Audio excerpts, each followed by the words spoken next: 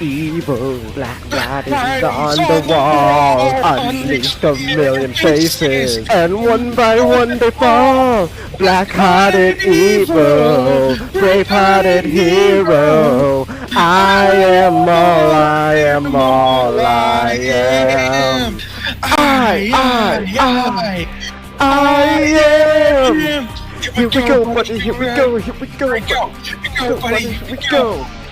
Go ahead, try to see through me. Do it if you dare. Dare. One step forward, two steps back. I'm here. Back. Do it. Do it.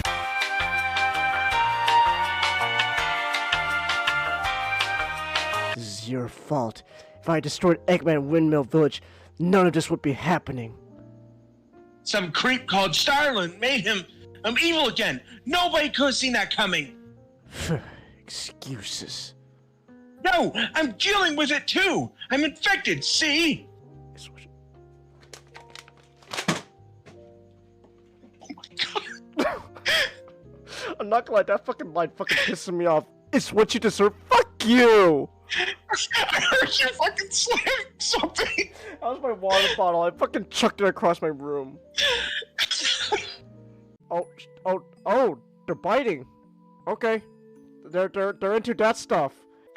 Biting? I can taste the day. Save the night, save the night. I'll be the one to John, as I watch. Do you dare to fight?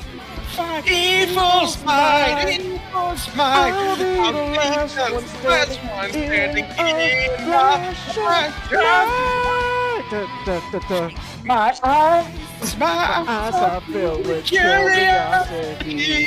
You think that you have power over me in this life? This life, there's no room for you and me. So turn away or face this day with me. With me. Face the day with me. Oh! There we go. Oh! Oh shit, we brought up Mike Tyson! We brought up Mike Tyson, she bit his ear off! I put my... Take that! I put the ear!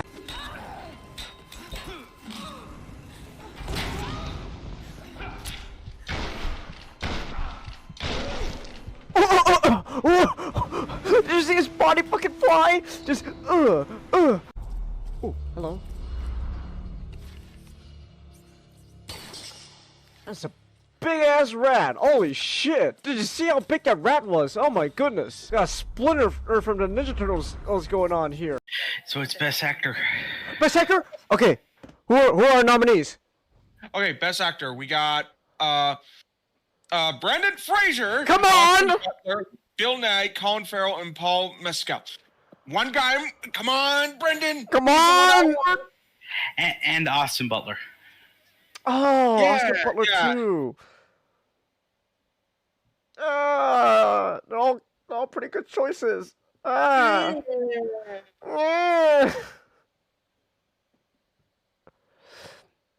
What route are we doing? We pretty much did all the main routes. So right now we're just trying to fill up all the squares, and then we're gonna fill up all the circles. So right now we're doing 2 neutral missions.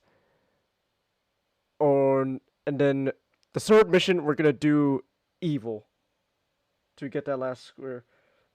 Brendan Fraser won, Chelsea!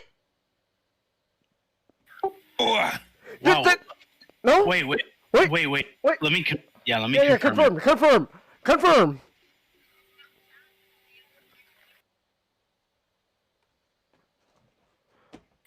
Because I think I'm a bit like Behind? behind from Chelsea. Okay. But wait, let me just make sure. Fine. Oh my gosh. Not yet.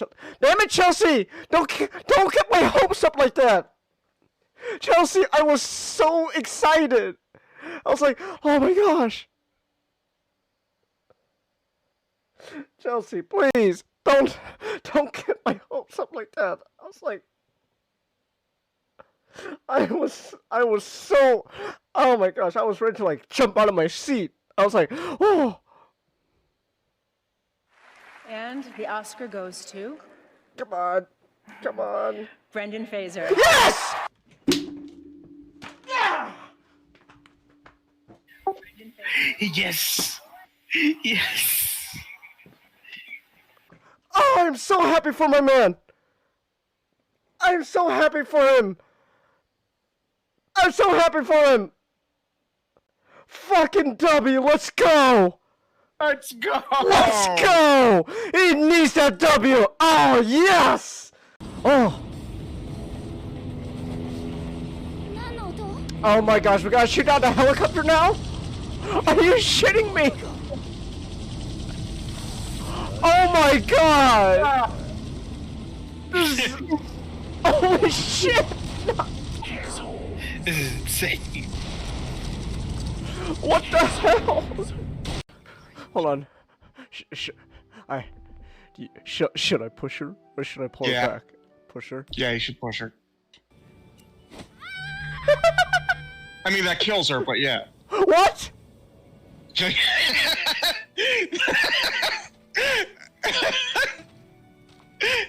What? What? No! But it's okay for him to just break my stuff. Of course not. Wow, Meredith, He's you're learned his looking lesson actually now. okay. You don't have brain cancer. You gave me this for my birthday. I mean, you should be pissed off too. Oh, never mind.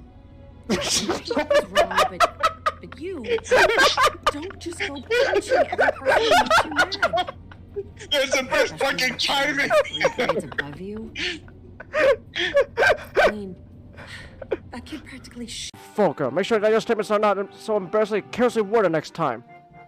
What? What? You're so disrespectful. Amazing. All delinquents types like this, even the way you dress so... Oh, flip-flop disregard for authority. Sweater fest, disgraceful... Delinquent? I'm on the student council! Motherfucker, I'm on the student council! You think that fucking...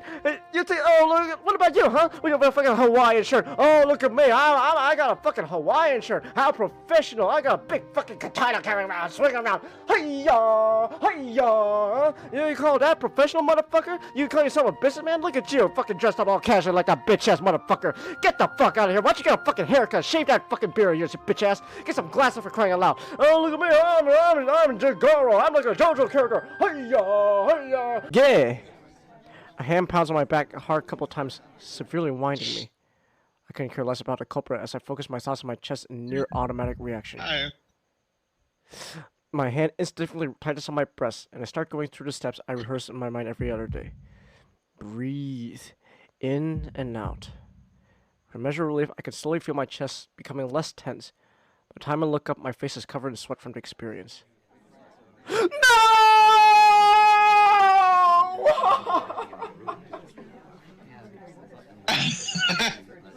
No! Not only did he cause a heart attack, but it's also... No! Well, you see,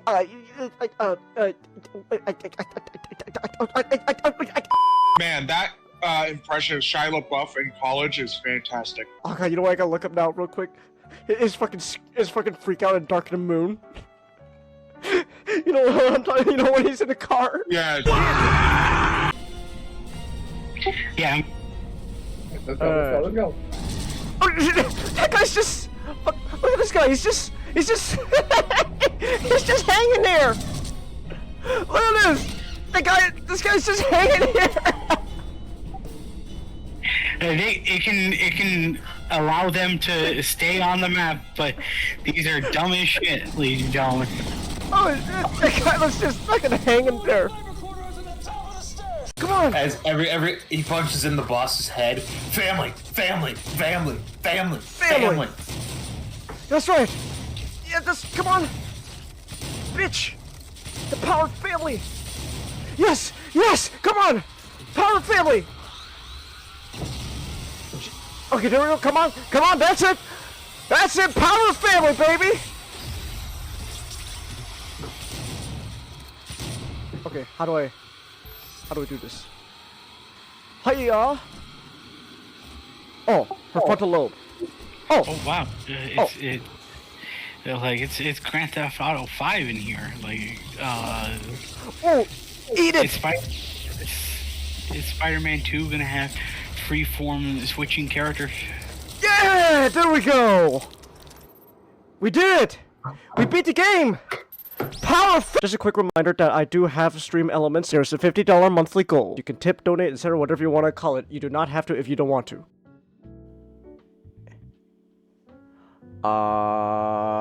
N-word. N-word. Ooh. Okay, my you want to gosh. hear something really offensive? What? Lyndon B. Johnson. Alright. Hernan Cortez was a net benefit for South America. Oh my gosh. How can you say something so controversial and not? You try to get us canceled? Yeah, we would have been canceled a long time ago. But let's be honest, there's so much stuff that we had to cancel where people cared. We're going to cancel. Okay. RP Matthew Perry Ray. Yeah. Yeah, I saw that. That sucks, man. I got something offensive. You're still on the offensive stuff? Alright. I had to think about it for a minute. What do you mean think about it? Well, You're black. You're black, Common. You could just get away with saying the N-word and it'd be okay. We don't even have to censor it because you're black. So... why?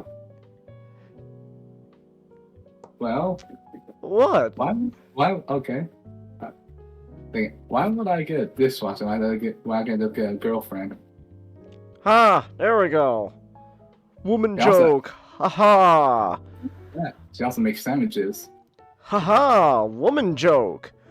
I like making jokes about objectifying women. Ha ha. There we go. There's our offensive jokes. You'll say get you on. You'll say shit, get away with it because your background, Ray. Aw, I see. Well, sorry, Ray, but no, we already have one. We already have one token and black guy on the stream, so I'm not sure if we need another one. I shall change my name to Token. Change your name to Tolkien, but everyone thinks it's Token.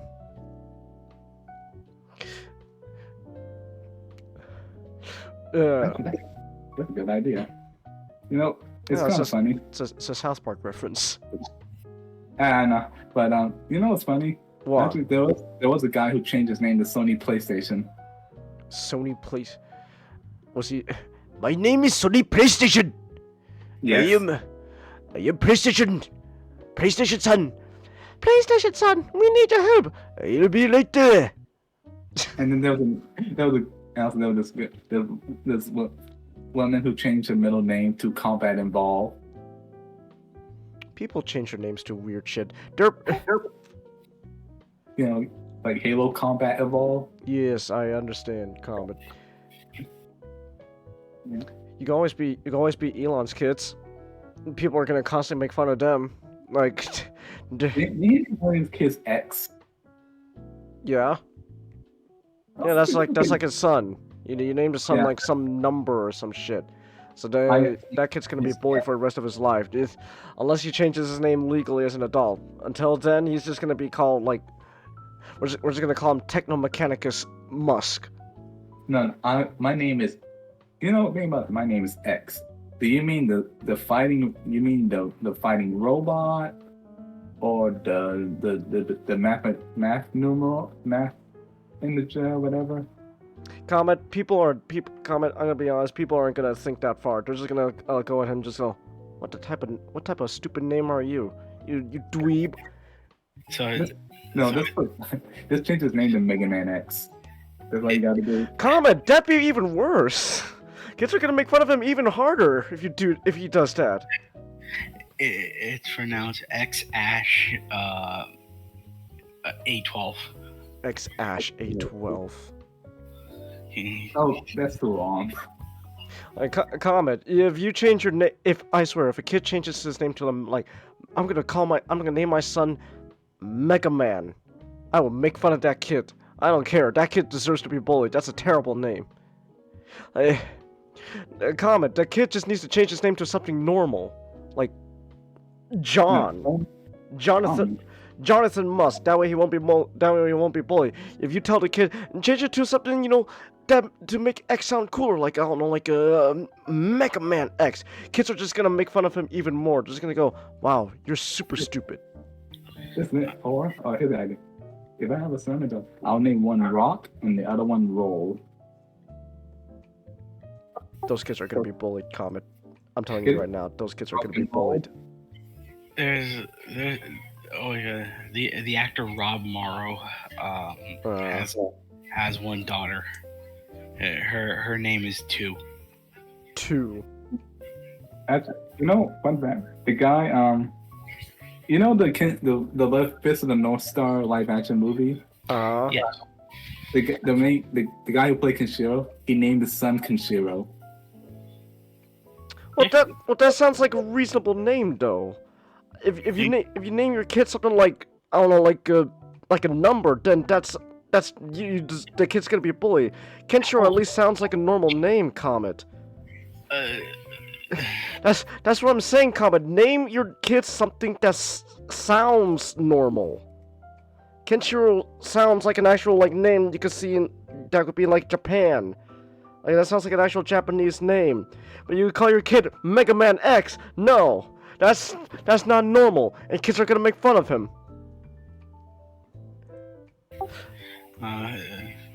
Frank Zappa named his 4 children Moon Unit, Dweezil, Ahmet, and Diva.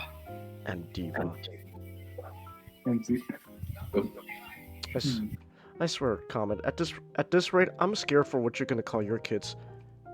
Well, Zero is after this. Look, Comet is always for the weirder stuff, so Comet, we know this at this point. Well, I'm scared for your kids, Comet. They're gonna be bullied They're gonna be bullied senselessly at this point. You're gonna name your kids something like, I don't know. I'm gonna name my kid Halo. That kid's gonna be bullied. Well, I was gonna name one of my kids Sakura. That's even. Well, that's for some reason because Sakura. You're even worse than. Of course, you like Sakura. You're both various.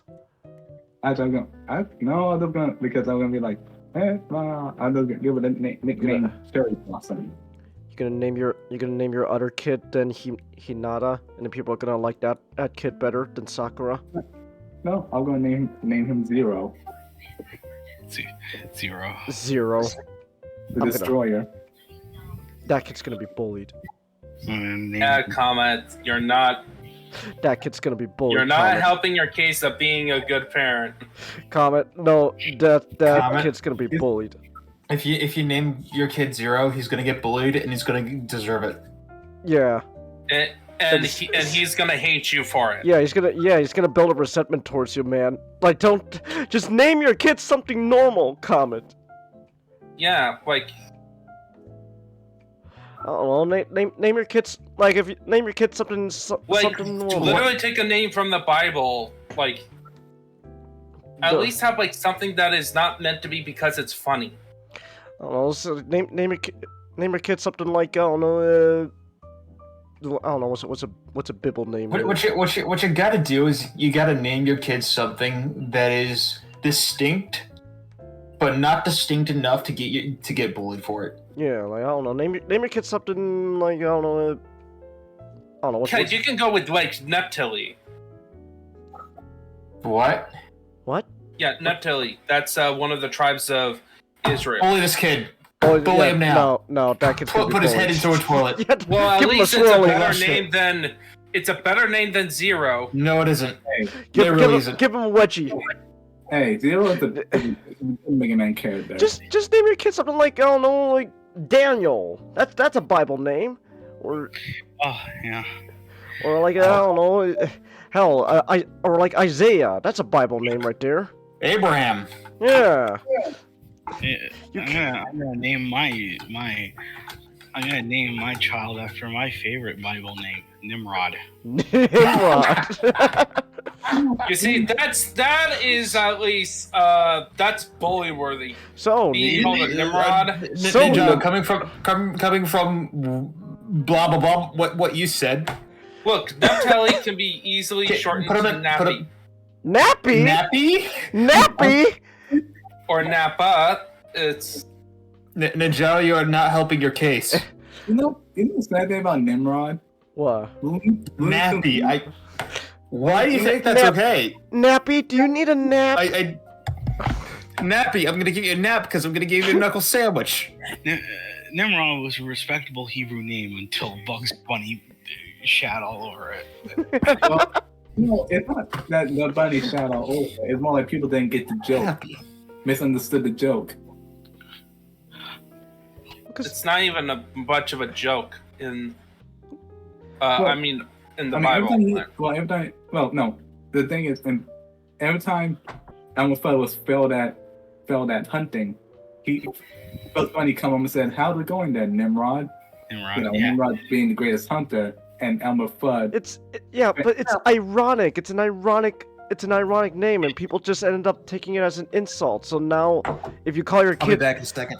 if you call your kid Nimrod, people don't care the context. They're just gonna go, "Ha! That means you're an idiot, dork." No, I'm gonna give you a wedgie, Nimrod. No, I'm saying that it's sad that such a cool name got such a bad reputation because some people misunderstood the joke at the time. Yeah. Well, no. It's not that people misunderstood the joke. It's just it later just became an idiom for idiot. because of Looney Tunes. Yeah. Yeah. Don't name your kid Nimrod. Just name him something normal. That's all I'm saying, Comet. No, the dog want to name. Yeah, but you want to name your kid Zero. I know. Name him something normal. Just like I don't know. Or like if you want to be somewhat cool, name after like a cool king or something. I don't know. Who's a cool king in the Bible? Wait. Okay. Oh, you really want to go with this? Okay. You really want to go with cool? I don't know. Wait, what? What'd you Do say? not say that. Do not, because here's the thing. A lot of Bible names are based on Hebrew, and Hebrew names have like specific meanings. That's what names are supposed to be, and that's why some of them are actually ridiculous. All right, I'm back, Nappy. Yes. So you really think? Oh, name him after a cool king. I don't know. Or like who's that guy? Who's that guy again? Who turned everything into gold? Oh, everything you touch. Midas. Yeah, Midas. I don't know. That's, Okay. Your joke waiting to have that's an insult. Okay, let's settle it. I'll name my kid. Listen, Nappy. Sit down. I don't know.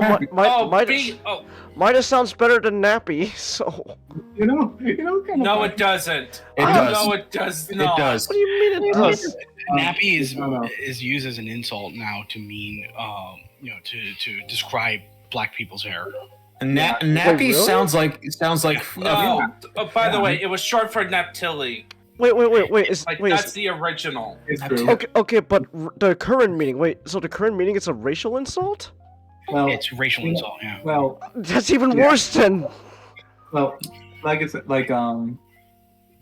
my people around my neighborhood and such say, look at the kids what get your you have nappy hair when their hair is not fixed up. Yeah, but like when someone who is not black tends to use that phrase, it's not seen in a good light.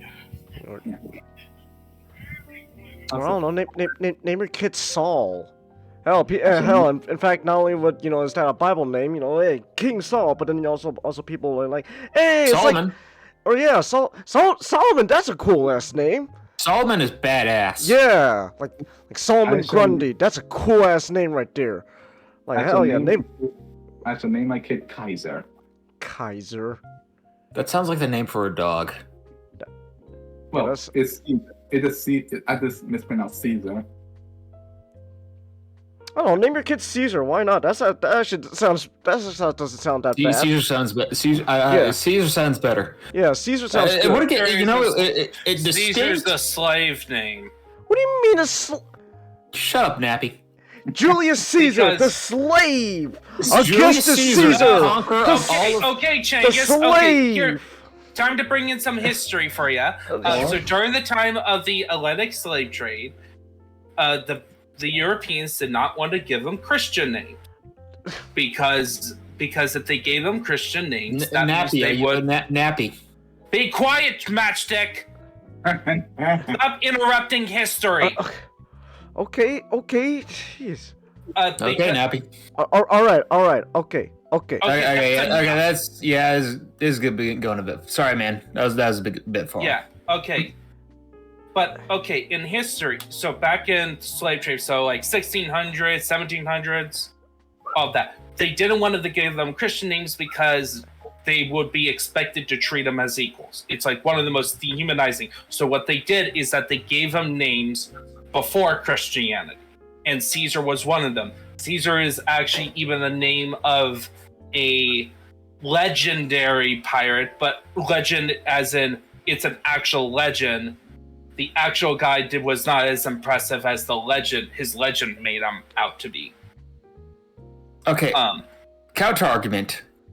Nobody knows that. Everybody remembers Julius Caesar. Yeah, I was gonna say people will always just associate that name with the Roman guys, Julius Caesar, or Julius Caesar was a grade A badass. or his son Augustus, Augustus Caesar. People no. Like that's what he's known for. Ninja. I know that's not great with the slavery stuff, but everybody and their mother remembers Julius Caesar. I shall name him Brutus. Like, the mothers, why not just name him like Darius or Pompey or Xerxes? So good. Okay, Pompey and Xerxes. I think you get. I think that. Or Xerxes. Cambyses. Okay, maybe. Xerxes sounds like a But you also got to think. You also got to think. Would this get you? Deserving of a guy putting your face in the toilet bowl and flushing it for it? They even with normal names, people would just put their face in the toilet. So you can't. Yeah, but there's people that are gonna put your face for it because they're just looking for it, and then you just say your name and that's an excuse. I was gonna say Xerxes sounds like something you would name your dog. Xerxes. Yeah. Behold, Xerxes. Fetch Xerxes. That's not something you would name your kid. I mean, it's badass, but it's not something you name your kid. Like you'd get bullied for it. Look, you're not gonna name your kid Leonidas either. You're not gonna name him. You're not gonna name him after an Egyptian. You're not gonna name him after Ramses. Persia. I think you can get away with Ramses. No, you can't. I think so. No. That's not, maybe. Ramses sounds like a wrestler name. Behold, the mighty Ramses, and it comes out on the ring like, oh my gosh, it's Ramses, yeah. It's archaic. It's archaic. It's distinct, but nobody's. I doubt really anybody's gonna kick your ass for it. Like Ramses is a fairly common name. Oh, it is. Oh. Yeah, of course. Oh no! Wait, I remember Ramses was the name of that one luchador in Nacho Libre. So the guy was all oiled up in the gold mask. Oh my gosh, it's Ramses. Okay, yeah! This isn't technically not Egyptian, technically Macedonian, but Cleopatra. Cleo. I can see that. Yeah, I can see a girl named Cleo. Well, like Caesar, Julius Caesar, he's a badass. Caesar's, it's archaic. Julius first. Julius is also a good idea. Yeah, but it's, Octavian. Octavian, another good option. Yeah, but people recognize him more for the last name, Caesar. But I'm trying to find like a distinct name, but not to the point of being bullyable. I do wish I do wish it was still I do wish it was still like normal to name a son Enoch. Enoch? Enoch. Yeah, Yeah, I knew an Enoch as a kid. Enoch is a pretty cool name. Okay, yeah. Enoch is a name where I don't think anybody would bully, but I just that's an odd name. Yeah. Well, yes. Oh, names are odd. Yeah, but it's like it's a name that I like, but it's a name that I am afraid that people will look at me weird because I just did it to try to make my child special. Yeah. Like I like the name Enoch, but people will look at you funny. People will go like, what the hell kind of name is that? Why'd you name your kid RoboCop? Oh, you could. Oh, why not? Just name your kid Murphy, like RoboCop. Not shooting, son. What's your name? Murphy. Bum bum bum bum ba da da dun da da da da. I shall name my kids Shinji. Shinji. Well, now I just had to keep them away from mirrors. you can name your kids Murphy after Sicilian Murphy. My kid's named after the guy who played that one guy who invented the nuke. I'm like, wait, hold on, let me look at that.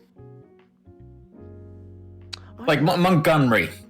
Nobody uses Monty. Monty. Yeah, Monty. You know, Yeah. Montgomery. It can go. You can go by Monty. Yeah, But Monty. It's a bit archaic. Mm-hmm. Nobody uses it anymore, but you wouldn't get your ass whooped because of it. Oh my. Yeah, you could get away with Yeah, Monty.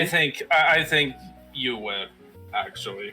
You could get away with Like Monty. if you just by calling yourself Montgomery, it'd be weird. Yeah. But calling yourself, but having the full name Montgomery, but nickname as Monty, you get away with that. Yeah, what's your kid's name's called in class like Montgomery. I just like to be called Monty. People will be okay with Monty. Monty Python.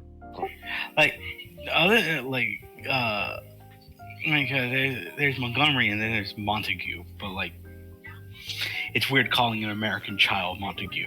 Go Montague.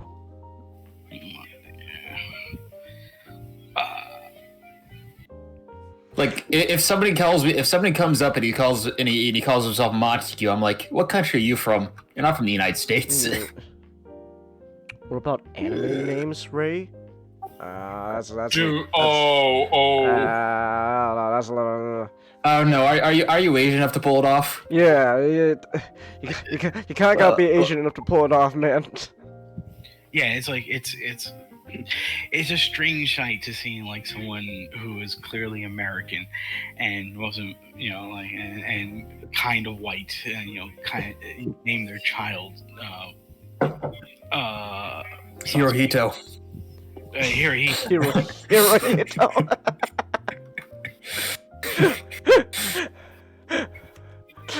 Behold, my son, Hirohito. That is the whitest. First of all, that's the whitest dude I've ever seen. Second of all, you named your kid after that. Second of all, you named your kid Caucasian after. from the Caucasus. Second of all, you named your kid after the emperor. Well, yeah. Why? What's wrong with naming the kid after the emperor? Well, it's World War II emperor. Yeah, so. But you know what Japan did? Stabs the doctor. Oh, Hirohito taking after his namesake. Good for you, Hirohito. And he just stabs a guy with a bayonet. I did it, father. Oh, it's just like World War II all over again. Like Solomon, that nobody uses Solomon these days, but that is an acceptable name. Badass. Yeah, that's You'll cool. get a little bit of respect even for having that name. It's bold. Yeah, it's bold, brash. Enoch sounds like it's too foreign. Yeah. Yeah, it's too it is it's a cool name, but it is too unique for this time. Is there one still called Vlad? I'm actually curious now. In Transylvania, probably. I think it could get Wait, people in Transylvania. Vlad is okay. Vlad sounds okay. I don't know.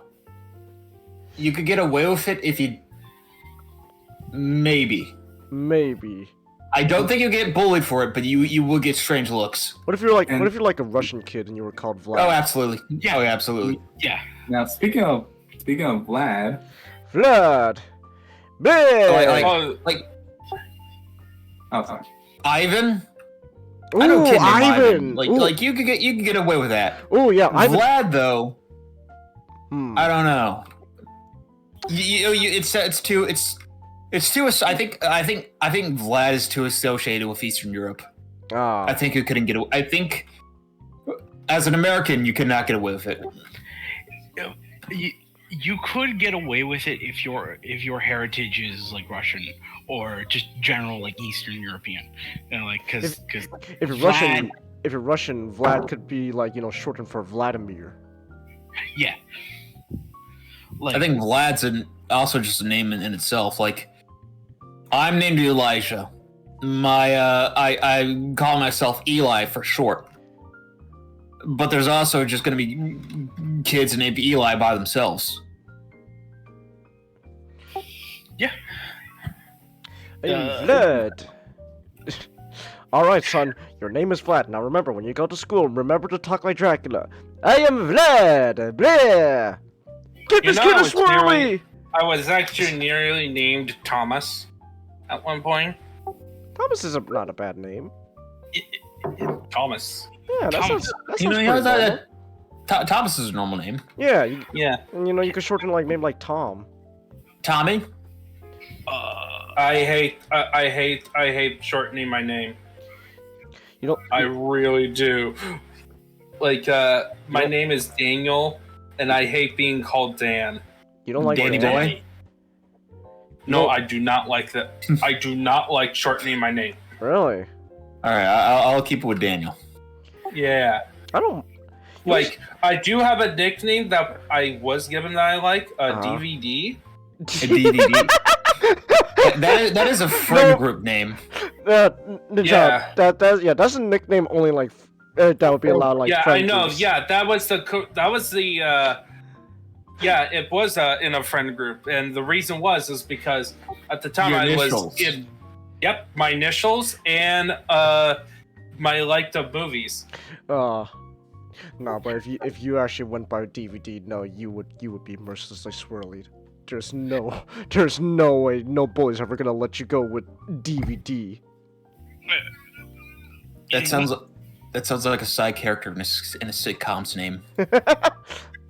like someone who would just casually call himself DVD to everybody. What's like DVD? The guy's name is DVD. It's like the Kramer. It just comes in the room and the audience goes, "Oh my gosh, yeah!" Cyrus is another name I like. You can get that. Cyrus is like Solomon.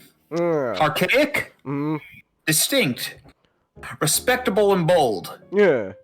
A kid comes in there with the name Cyrus.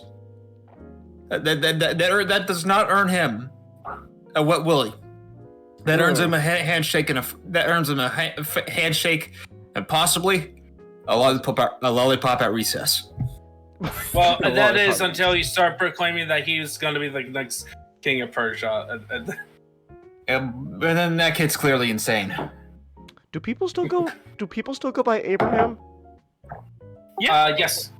They do. Yeah. Okay. Yeah, and for basically, if you have like a famous name in the Bible, most likely you'll have people do call their children. Well, not only that, in like American folklore, Abraham Lincoln. Oh yeah. What about Bram? What kind of name is Bram? You can get it. Okay, Bram unusual. Irish. Okay, Bram is I think is actually the last part of Abraham. Yeah, you can get away with it. Oh. Wait, the guy who wrote Dracula was Irish? Yeah. Oh. Turns out Dracula this whole time he's just a drunken dude because he's Irish. Welcome. I don't know how to do an Irish accent. I'm not Jacksepticeye. I don't know. Dracula just. I don't know how to do an Irish accent. I don't know. Dracula just. Oh wait, meets, lad. Dracula meets Van Helsing. You don't know how to do an Irish accent. Dracula just. meets I Van don't Helsing. really know. I don't really know how to either. I just do it Yeah. like this. I don't know. Van Helsing just go. Dracula just meets Van Helsing and goes, top of the morning, Van Helsing. Van Helsing was Dutch. It was Dutch, really? Yeah, he's Dutch. Oh. Yeah, he's not. He's not Australian. He's not. He's Dutch. He's Dutch. We got a bunch of Englishmen and an Englishman, Dutch, an American, fighting a Romanian, written by an Irish guy. Written by an Irish guy. Wow. Who may or may not be gay. He had a wife. Well, okay, so this is Good. we're gonna okay. So here's the thing. He could be bisexual. The theory goes. Dracula was written by a bisexual guy. Let's go. He had a wife, and he was in a Victorian age. Well, One of the most brutal ages in yes, Hollywood. yes. Okay, So he was in the closet. okay. That's the theory. Dracula was written by a guy in the closet. Let's go.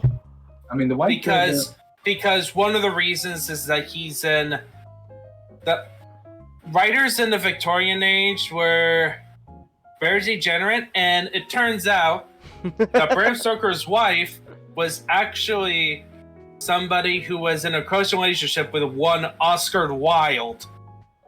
And they were in the exact same circles, yet Bram Stoker never mentioned it. I think Bram Stoker actually did not like Oscar Wilde.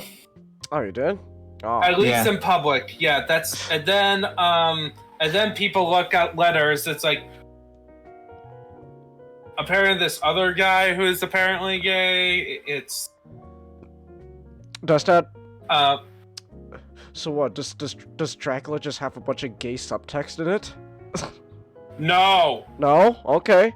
That's the funny thing. People were literally trying to do the whole history of Bram Stoker and then try to apply it to the book, and we might as well go in there. Bram. Did we switch topics? Well, we're pretty much talking about Dracula. No, but did you hit the transition button? Yeah, I pretty much hit it a while back while we were talking about Bram Stoker and all that. So, Bram Stoker's Dracula is a horror novel released in the late 1800s. Apparently, it started as soon as Oscar Wilde got thrown in prison for being a degenerate. Woo! Degenerate. He's one of the big high-profile gay people who got thrown in prison. Huh. Wow. All right. Yeah. So, and the book begins with a solicitor going out to meet this interesting man who lives in this place called Transylvania. Everything seems fine, except even with the locals freaking out. And then it turns out, it's Dracula, so you know where this is going. Top of the morning, Van Helsing. And of course, this early part. It's a horror novel, so you don't get the full story until after a while, and you don't understand Dracula's full plans until we stop following Harker, and then we start following a person named Lucy Westernow. And the reason we follow her, but we first follow her through her personal journal, but mostly through Mina Murray, who is engaged to Jonathan Harker. And essentially that story ends with Mina dying, becoming a vampire, and Van Helsing is already introduced at this point, and now they're on a quest to take out this Dracula dude before he causes more mayhem. Hey. All right. General stuff. So, So, in terms of the subtext, I was just straight up saying, if there's any subtext in the book, it's pretty much rape is horrible. I'm gonna switch to my phone. Okay. Well, yeah, that seems like a very obvious thing, like, to say. Yeah, but like that's like really like the crux of a lot of the scenes in the book. Well, so in terms of the horror elements, so turning into a vampire is a metaphor for sexual assault? Getting bitten is a metaphor for like a seduction. As classically known, but the way the book is written, yeah, it's pretty much assault. Non-consensual. Yeah, like taking advantage of a woman sleepwalking, or direct hypnotism. We still talking about the subtext? He's talking about how the book, how becoming a vampire is pretty much just a metaphor for, assault. Yeah, pretty much. It's like the aftermath. It's like the whole concept of evil being done to you is so horrible, you'll end up doing evil unto others. Yeah. A dude lived in a Victorian age. And this is like top 10 most prudest societies ever. Yeah, they're so prude that they blame a lot of their own weird sexual stuff onto the Middle Ages. The whole concept of a chastity belt is not actually historical. It's a post-historical thing by the Victorians. Yeah, it's kind of an overreaction to the industrial age and how just fucking disgusting and dirty it was. And so they're like, okay, sanitize everything. Woman, don't you show your fucking ankle or I'll fucking break it. So for the time, this was really, I want to say it's really unique, but all the fucking writers were trying to, all the writers back then were kind of degenerates. Yeah, like really the more criticism in terms of social criticism, it's more about the aristocrat class. The aristocrats! I want to say I disagree because Arthur was there. Yeah, he was an aristocrat. Yeah, but like when you do a critique, you show like here's what a godly aristocrat is, and then you still show the fears. You got the good guy and the bad guy. You got to show both sides of the same coin.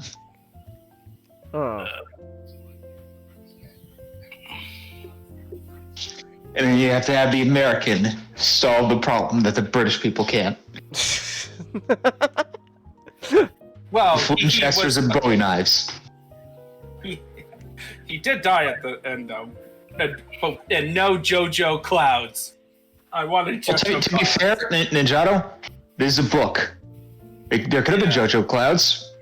We can't know because it's all because this is in writing, not. If there was an illustrated edition, I'm sure there would be JoJo Clouds.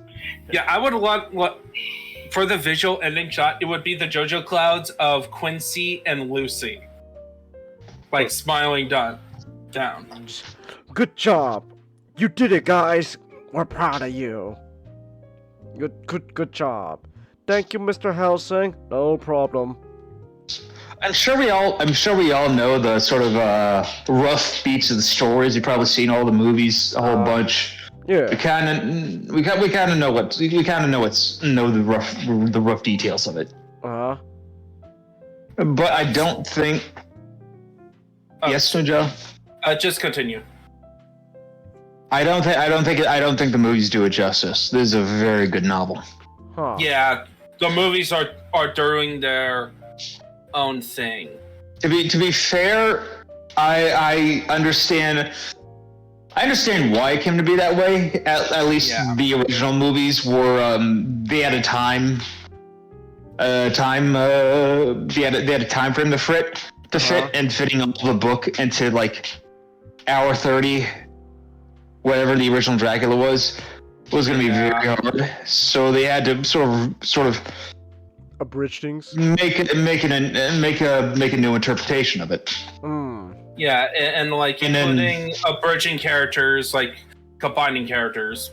Like for example, Arthur and Quincy, or Van Helsing and Seward.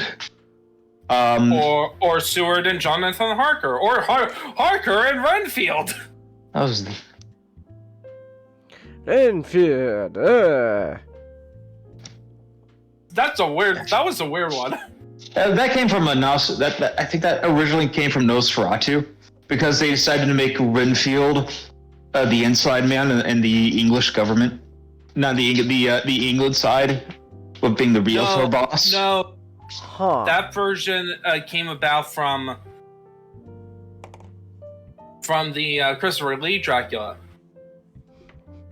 Don't ask Christopher Lee about his Dracula. But no. What I'm saying is that because they made him they made Renfield Jonathan Harker's boss in that, it was one step away from from mixing him with Jonathan Harker. Okay.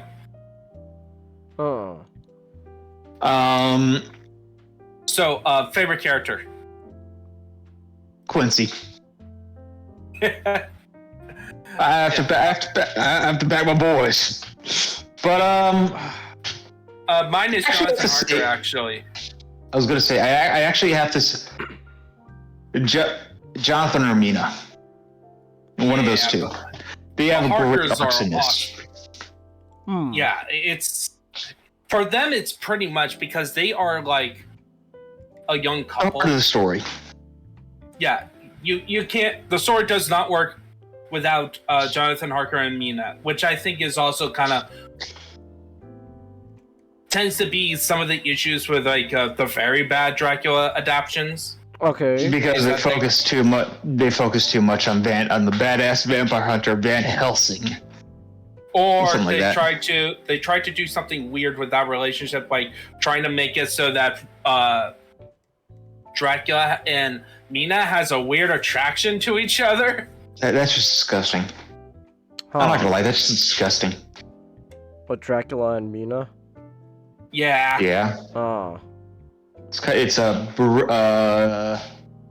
what's Stockholm syndrome? Feels like Stockholm syndrome when those two get together.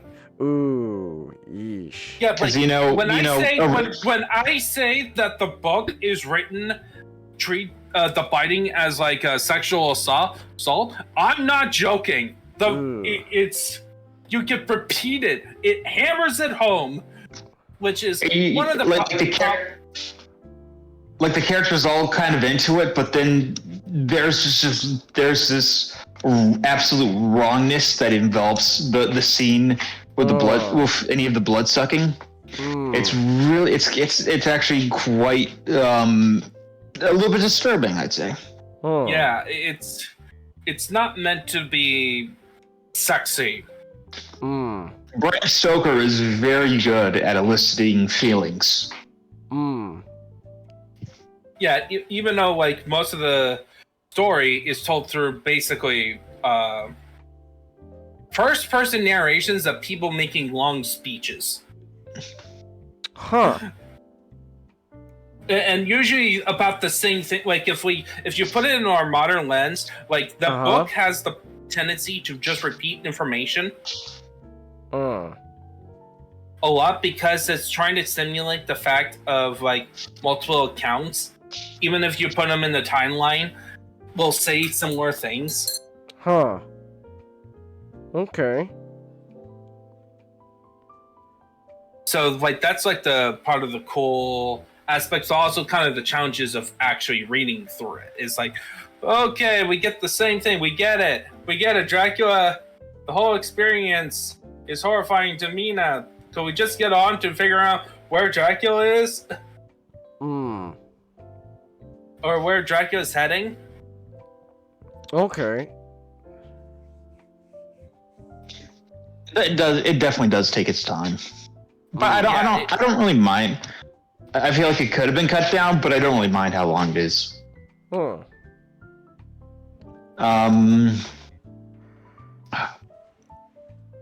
I really like none of the other characters get really in-depth arcs. Quincy, Arthur, Seward, or Van Helsing all too much. Oh, okay. Seward has the most development. But even then, compared to Jonathan and Mina, it's not too much. It's not like an obvious change.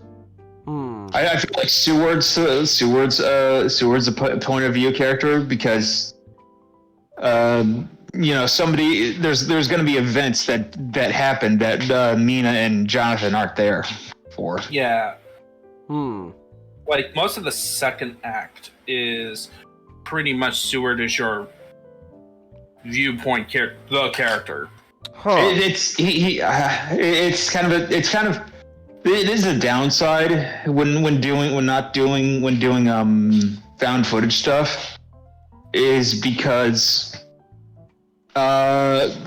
Seward just kind of feels like at points just a narrator, just like not a narrator, what a traditional just a generic third person perspective would have been. Huh. Not for. Okay. But because it's written as found footage, it has to be first person. Yeah. Not to mention it has the usual found footage stuff of why are you writing notes in this condition right now? Why are you doing it? Your handmaidens are all unconscious. You're being called by Dracula. Why are you writing notes? Get up and run! But I must. No, I must write. I must write. I have to tell people of my record. Alright. Like that one with Lucy. While needed, it's like, that wouldn't happen. But you don't. I feel like that's the only time I really noticed it. Yeah. Okay. But everything else, it's like, it's just a normal book.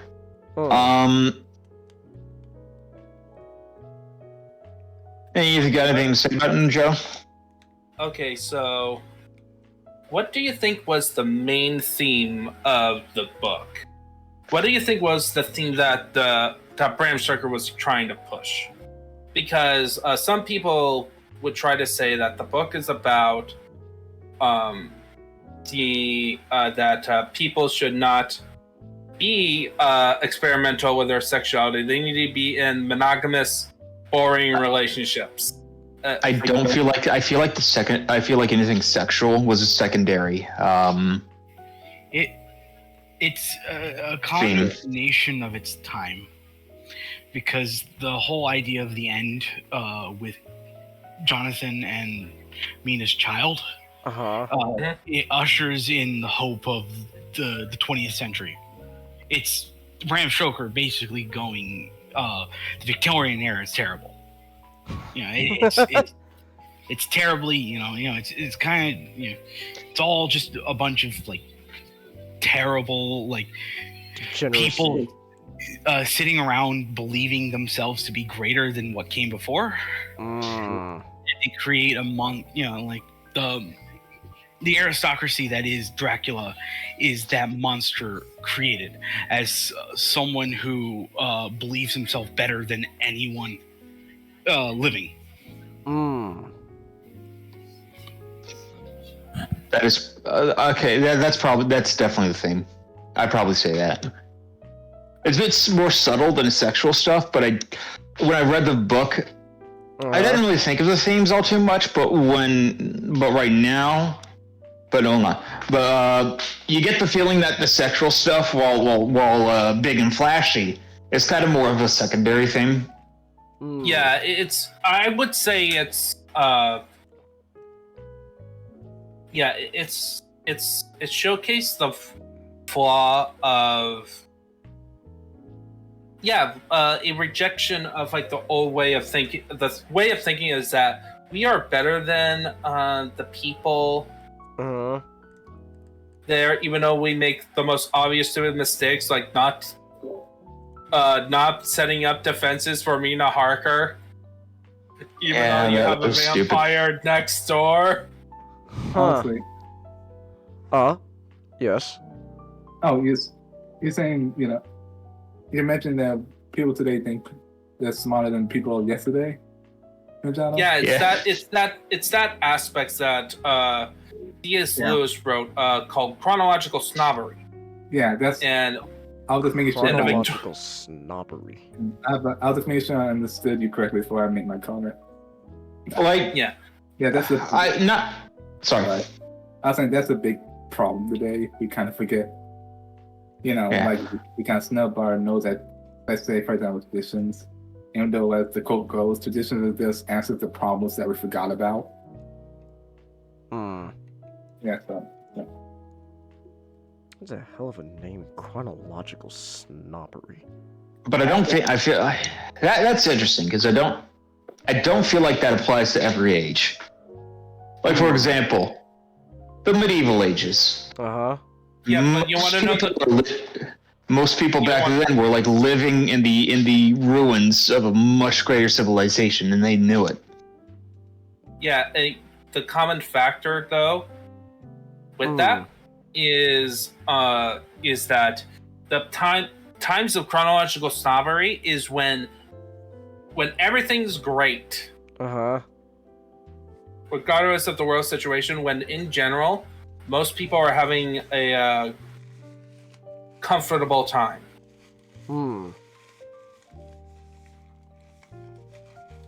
Okay. Yeah, applies to us. Yeah. It's like we in our current age, people can point out about we have problems with our age, but in general, we are in a more prosperous age than ever before. Woo! Let's go. In fact, it's the cause most of our problems is because of that prosperity, and then yet we still have the pains of the world of like inequality in there, and it's like trying to address those.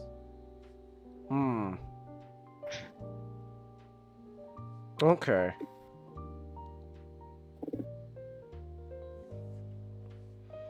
So overall, you like Dracula? Oh yeah, it's an awesome book, and I highly recommend it. I did listen to the audio version of it, which was pretty cool. Oh. That was a good time. Oh, okay. Manjano. Yeah. I don't want Dracula. I want Alucard. Just read the book. Just read the book backwards. Yeah. There you go, Alucard. You'll get Alucard when we get there, Comet. Or we'll be Dracula backwards. A group of people a group of crazy Westerners try to kill a Romanian count, and then it goes back with him trying to attack them back one by one.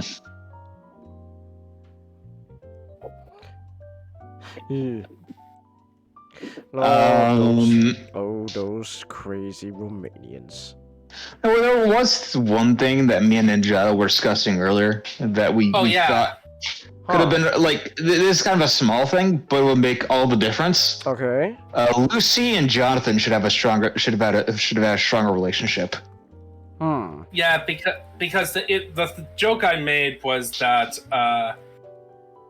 the only explanation about why Dracula is attacking the people he did in the book with such veracity is that he wanted to get back at Jonathan. And that's both a massive stretch because Lucy seems kind of disconnected from Jonathan. And literally the only logical answer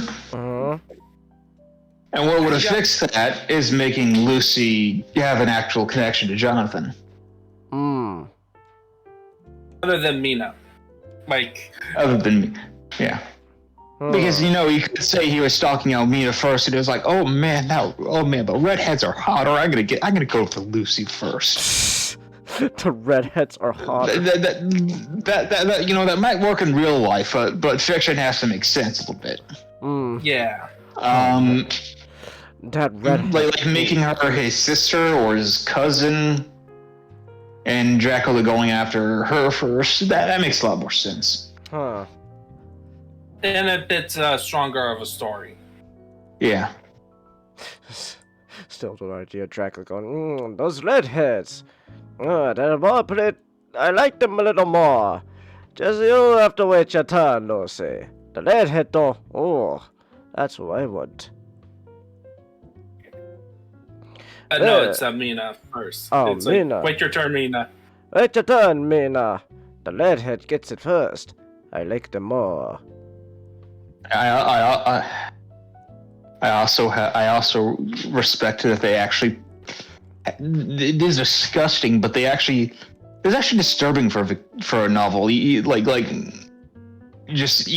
like most novels I've read some disturbing novels, but they have her actually just hunting like children. Oh my god. Yeah.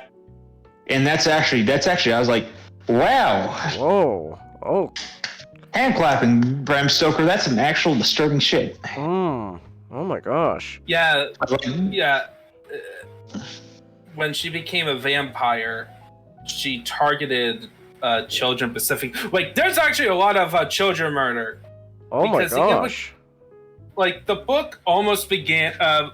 like, when Jonathan first realizes everything, and, like, his first encounter with Dracula's 3 brides, Dracula showed up with a bag, and something is whirling inside.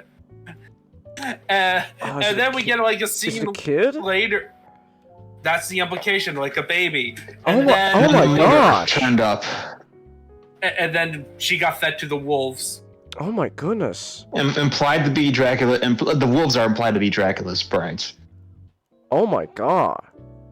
That's dark. Like Bram Stoker is like, wow, those are some. Yeah, holy. I'm impressed that there's actually some dark ass shit. Holy shit, that's Just.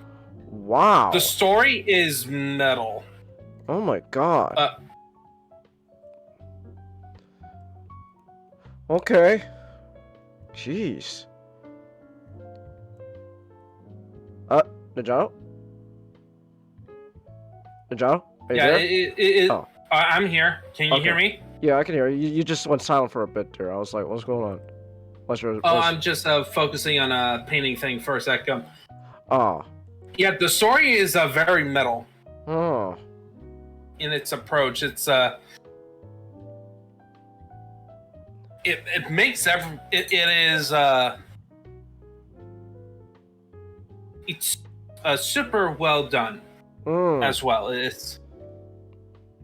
There's not a lot of things I would have changed about the story other than like all the changes is just to improve the narrative of the story. Like the narrative is yeah.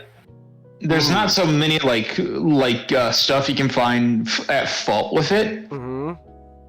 It's an amazing narrative, and Bram Stoker is an A-class author. But there are as people with hindsight, and if we were acting as editors, there would be some stuff that we could point out, like maybe give some of the side characters maybe an arc. Maybe strengthen like Jonathan ties with Lucy, stuff like that. Yeah, I would not call Bram Stoker a great writer because he did write Lair of the White Worm, and it's a considerable downgrade. Did he write it after Dracula? I think it did. Why is that a downgrade? Well, to be fair, there's a there's a podcast. I read this after finding about this. There's a podcast called 370 Pages We'll Never Get Back, which was originally a podcast about Ready Player One, but then they just do bad books, and they did. Ready Player One. and it was by the guys who does Riff Tracks too. Huh. So they did like a whole thing basically making fun of it, and That's still amazing. Ready Player One. and then they did like a couple episodes making fun of the White Worm, and yeah, it's something that I want to. I personally would actually want to improve the narrative because there are some cool elements in there, but there are some silly, downright racist Racist elements to it. Well, he It's is super- from the Victorian age. Yeah. Oh. How racist is Racism. There's a witch doctor from Africa. Oh no! Oh no! Oh no! Oh no! That's oh shit! No. Oh! And yeah, very colorful descriptions. Oh no! Oh, that's terrible. Yeah, that's actually that's legitimately. Ooh. And also, so Matchstick, all about them like chatting. How the book is a lot of them chatting and about stuff, about the mysteries. Like 100 times worse. Yeah, because Ugh. there's no plot progression. It's like this weird lady is acting weirdly next door. Oh, turns out there's a giant snake involved.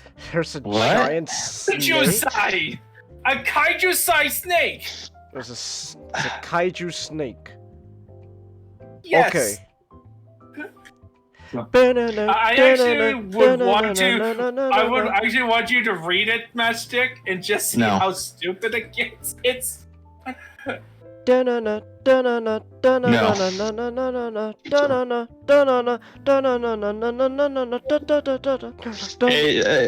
defeated the White Worm by blowing up the estate with dynamite. Based though. That's based. Base though. I'm sorry, we have a giant problem. Blow it up.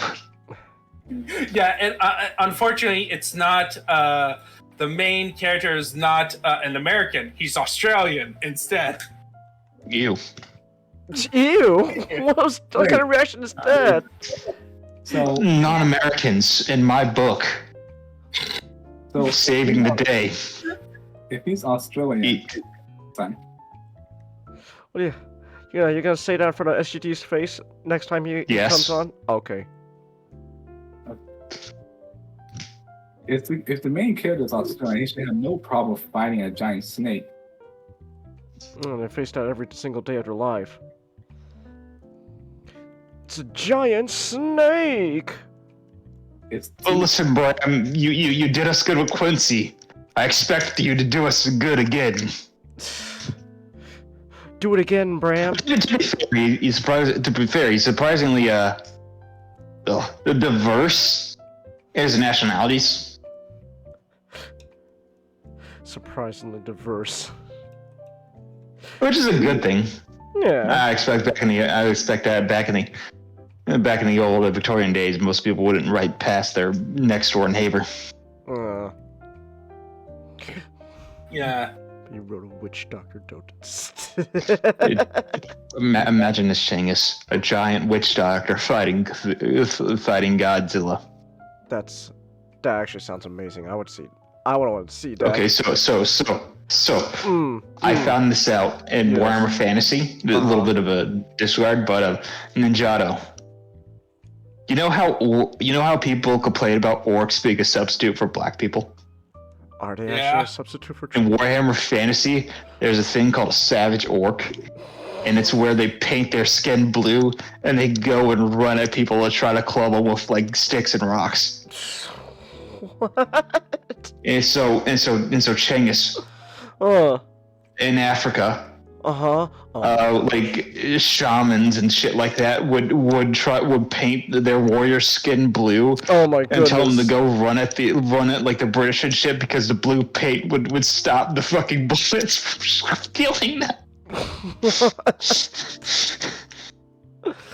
Wow, okay.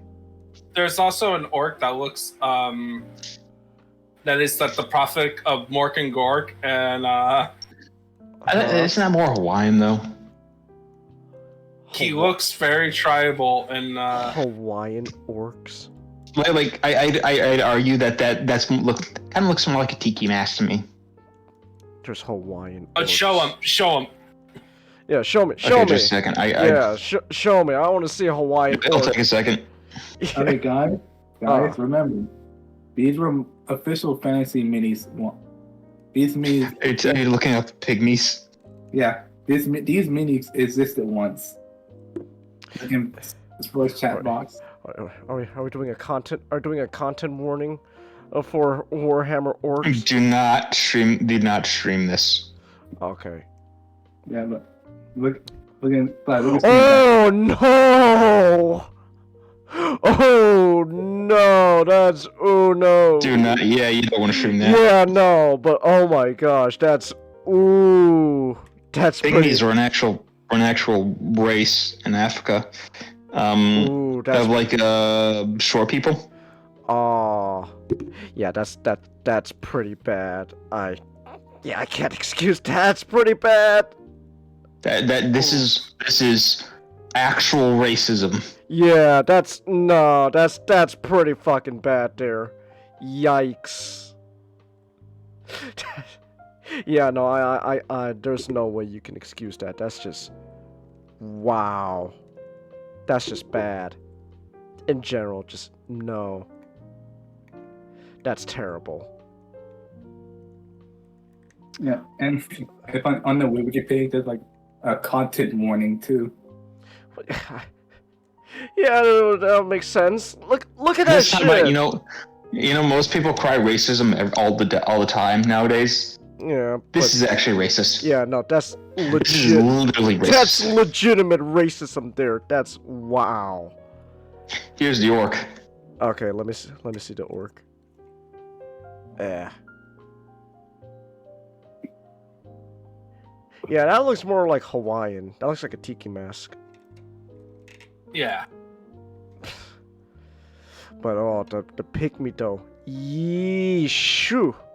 That is no. That's not coming back ever. No. And you know what? Good. It's a damn good thing it's not coming back. Cause oh my gosh, that's yeesh. Yeah. Just yeesh. I thought it was fake. You thought it was fake. Listen, man, this is British people. You know, Americans are racist. How do you think a person back in the '80s who's never seen a black guy would react? Oh my gosh. Yeah, no, that's oof. Just oof. That's literally all I can say about that. That's just oof. No, I don't want to know who wrote this. Nah, they were probably really fucking racist. I mean, I do want to see some like cool. I feel like. So it's possibly because they were handcrafted at the time with the modeling. It's just that the skill of the modeler. But yeah. I don't think so. I appreciate you trying. I appreciate you trying. Yeah, no, I don't advocate for the devil, but no. Even the concept of the pygmies is pretty fucking racist. Yeah, that's pretty bad. Like if you want to go for some like African shit for like Warhammer, there's some pretty cool stuff like the Zulus. I like some Zulus. I'm sure they got some like cool like maybe like Ethiopian or Ghanaian or something like that. They got some African games with some flavor, but pygmies though. That's that's pretty bad. That's just like inexcusable. This looks like it comes from like a 1930 like a 1930s. I know. That's just inexcusable. Like. Oh yeah. So Chang'es. Yeah. And Warhammer. Back in the first edition, so back in the 80s, where they didn't really give a shit. There's a nation called Nippon. Which is basically just Japan, and that's just So it's meant to be fantasy Japan, but Nippon is basically just how is one of the words that Japanese refer to Japan. Right, the Nippon. They named their characters after characters after like Toyota and Subaru and like stuff like that, like after like a Nissan. After like Japanese brands. My favorite Warhammer character, Toyota. And my second favorite, Subaru. That's amazing. I'm gonna have Korean Warhammer characters next. This one's called Kimchi. Oh my gosh. Alright. I think we went. Let's get back to Dracula. Yeah, we went off. Is there anything else we wanna? Is there anything else you want to talk about, Matchstick? No, I think we got a pretty good will. That's all you gotta say for Dracula? Alright. Yeah, go pick up the book and read. Read, Niwad, read! No! You know what's funny? You say that joke, Matchstick, because last night me and Nick we watched a Boondocks episode that was parodying The Exorcist. Is that the best you got? Oh no, that's just the tip of the iceberg. Read, N-word, read! Ah! Oh my gosh. Alright, so I guess then with that said, then that's all for Dracula. So we can move on now to. Speaking of toys. Speaking of I don't think we were mentioning. I guess. Do you? Oh, sorry. No, I was just a little confused because I don't really consider minis toys. But all right, speaking of toys. Army Men, RTS. Army Men. The thing about Army Men, it's part of a long-running series that had a lot of bad games. Oh. Well, everyone recognizes what Army Man is. It's the little green guys. From Toy Story. And this game was developed by Pandemic Studios. Who did the first two Battlefronts. Huh. That's cool. Really good ones. Huh? AKA the only good ones. Oh. No, the new Battlefront 2 is pretty good. Once, EA stopped meddling with stuff and let the team do what needs to be done. Well, it's EA, so that's it's not their fault, it's EA. But also it's anyways, so the guys who made Battlefront, they made Army Men real-time strategy. Yeah, well, the final Army Men game from 3DO Studios. I mean, the 3DO company, the creators of Army Men. Oh. And essentially, it's an RT. Instead of going over the third person over the shoulder or over guard view, it's an RTS.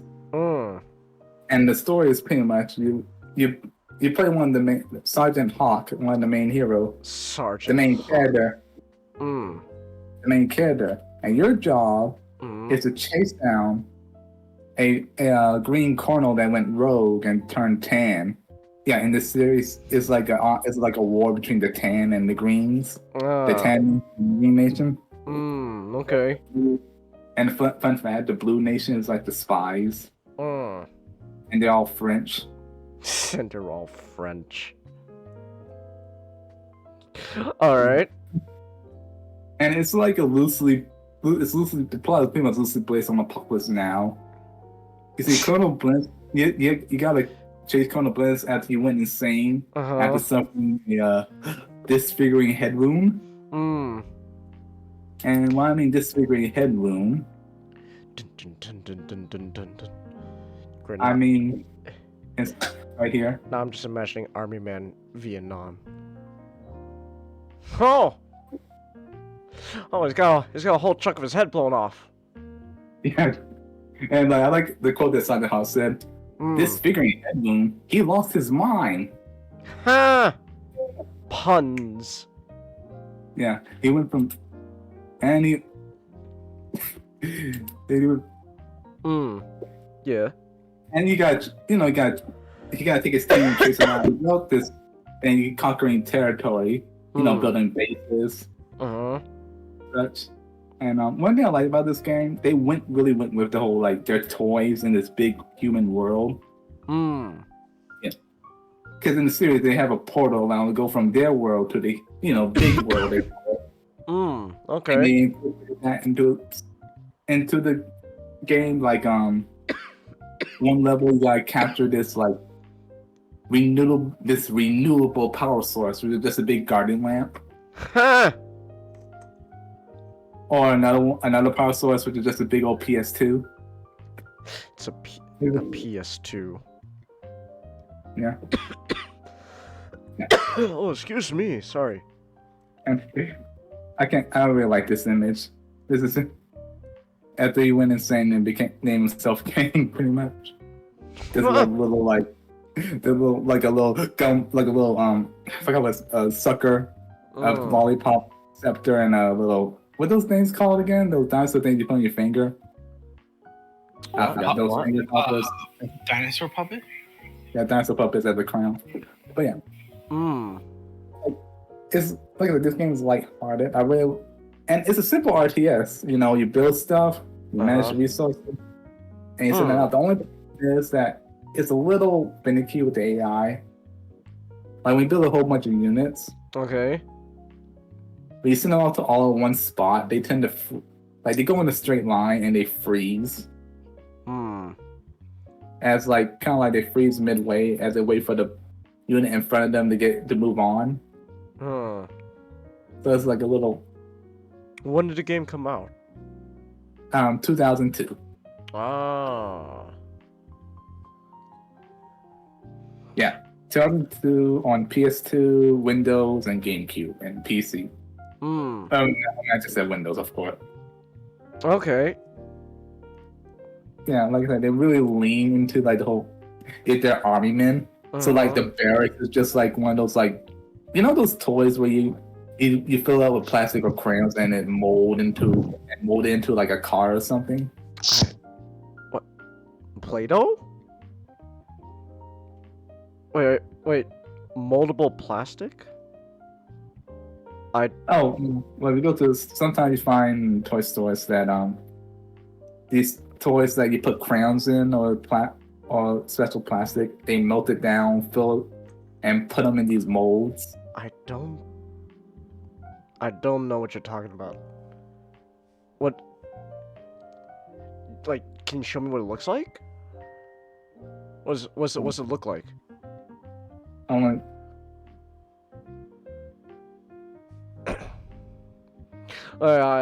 just. I'm trying to.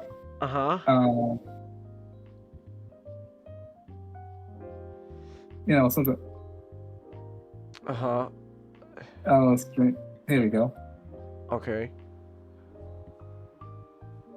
What? I have never seen this in my life. Yeah, they're called melt-in molds. You use the wax for the crayon to essentially fill in a mold, which hardens into a figure. Like when you go to a zoo, and you can go get a statue made out of wax out of an animal. It's the same sort of thing. Oh, okay. Yeah. So that was essentially what the barracks is. Okay. You can send out these dump trucks that go gather resources, gather plastic, from dog bowl or action figure that was just lying around. They bring the plastic back, fill up, and they just mold soldiers. Huh. And also not only that, they usually when your soldiers or vehicles get destroyed or they die, they leave behind a small puddle of plastic. So essentially, you just send out your dump trucks to gather the remains of the remains of all your dead comrades and just bring them back to be recycled. Ah. Okay. Yeah, and just to make new soldiers. Oh, I see. All right, that sounds fun. Yeah, like I said, they really put detail into like the models. Because if you zoom on down, you can see all the little like detail like that. You know, the armament. Like you see like the little wheels that you find under the army, the plastic tanks. That's that. But but the game is fun. Like, and there's a bit of and they really a bit of humor. Okay. You know, it's not serious. That's the next game. All right. Yeah, isn't the the next game begins with all the characters you like from the with the female lead? Yeah, they did get killed. Oh, no, wait. Let me just show Chinggis the box cover. Okay. For the next game. Next game. Okay. Let's see it. Oh, here it is. Oh wait, wrong one. Let's see. Sorry, it's on. They cropped some of these. Here it is. All right. Let me describe this game. It sounds like I just want to know Army Men Vietnam. Oh. Okay. Okay. Yeah, that guy. Yeah, I need like an army guy to put on the thumbnail. So, all right. Yeah, but it's a and like I said, and in this game you gotta worry about the big world enemies as well, like ants and cockroaches. Oh gosh, the ants are coming. So it's Earth Defense Force before Earth Defense Force. Yeah. Ants, we are the ants. And look at that. Look at that simple game, straightforward. You go through these levels, and sometimes there's this level there's like one escort level where you gotta save the village full of Lego people. Huh. That's cute. Wanted to see them die horribly. Lego. Yeah. Because they don't wait for you to build up your base when they start running. Huh. And also Tim Cummings was the Sarge, by the way. Oh. Cool. You team up. You team up with the Warhammer figures of the Empire to go find and hunt down the pygmies. Oh my gosh, that's terrible. Like I try to remember else because and you have your unit, and the units are pretty straightforward. You have your grunts, your machine gunners, your bazooka men, your helicopters, and your radio men, which you can call them bomb strikes or one airstrike is just you just get a magnifying glass and put it under the sun. Like laser. And then one of my favorite units is the Dum Dums. The Dum Dums. They're called Dum Dums. You Dum Dum. And they need Gum Gum. And they hate Gum Gum. No, and they need Gum Gum. Ah, you Dum Dum. They're gonna team up. They're gonna team up with Nick Fury. Now the reason why they're called they're one-time use by the way. Okay. Dum Dum sounds like a fucking lollipop. It does. Chain. Like this. We are the Dum Dums. You can see why they're one-time use in the stream background. Okay. It would be Dum Dums would be sticky bombs. It's like a giant sticky lollipop that you just throw at a bunch of army men. It's just like Dum Dums are just those little classic toy wind-up robots, and They're suicide bombers. they just took a rubber band and stuck a firecracker on them. Yeah, go in and die. Okay. Bzz, bzz, bzz, bzz, bzz. I've done it. I've killed him. Good job. Yeah, like that. Like, and here's a picture of like the bases, because like they really went into like they just took stuff from the big world and just make buildings out of it. Like like the resource gatherer, resource deposit, like a big blender. Yeah. Okay. And the base is like made out of a half cut soda can. Yeah. Oh, that's cool. Yeah. But yeah, it's like. It's yeah, but it's kind of. Ah, dang, I'm not. That's sorry. That's a small ass blender. Or either that's a small blender or that's a giant soda can. It could, maybe it's perspective.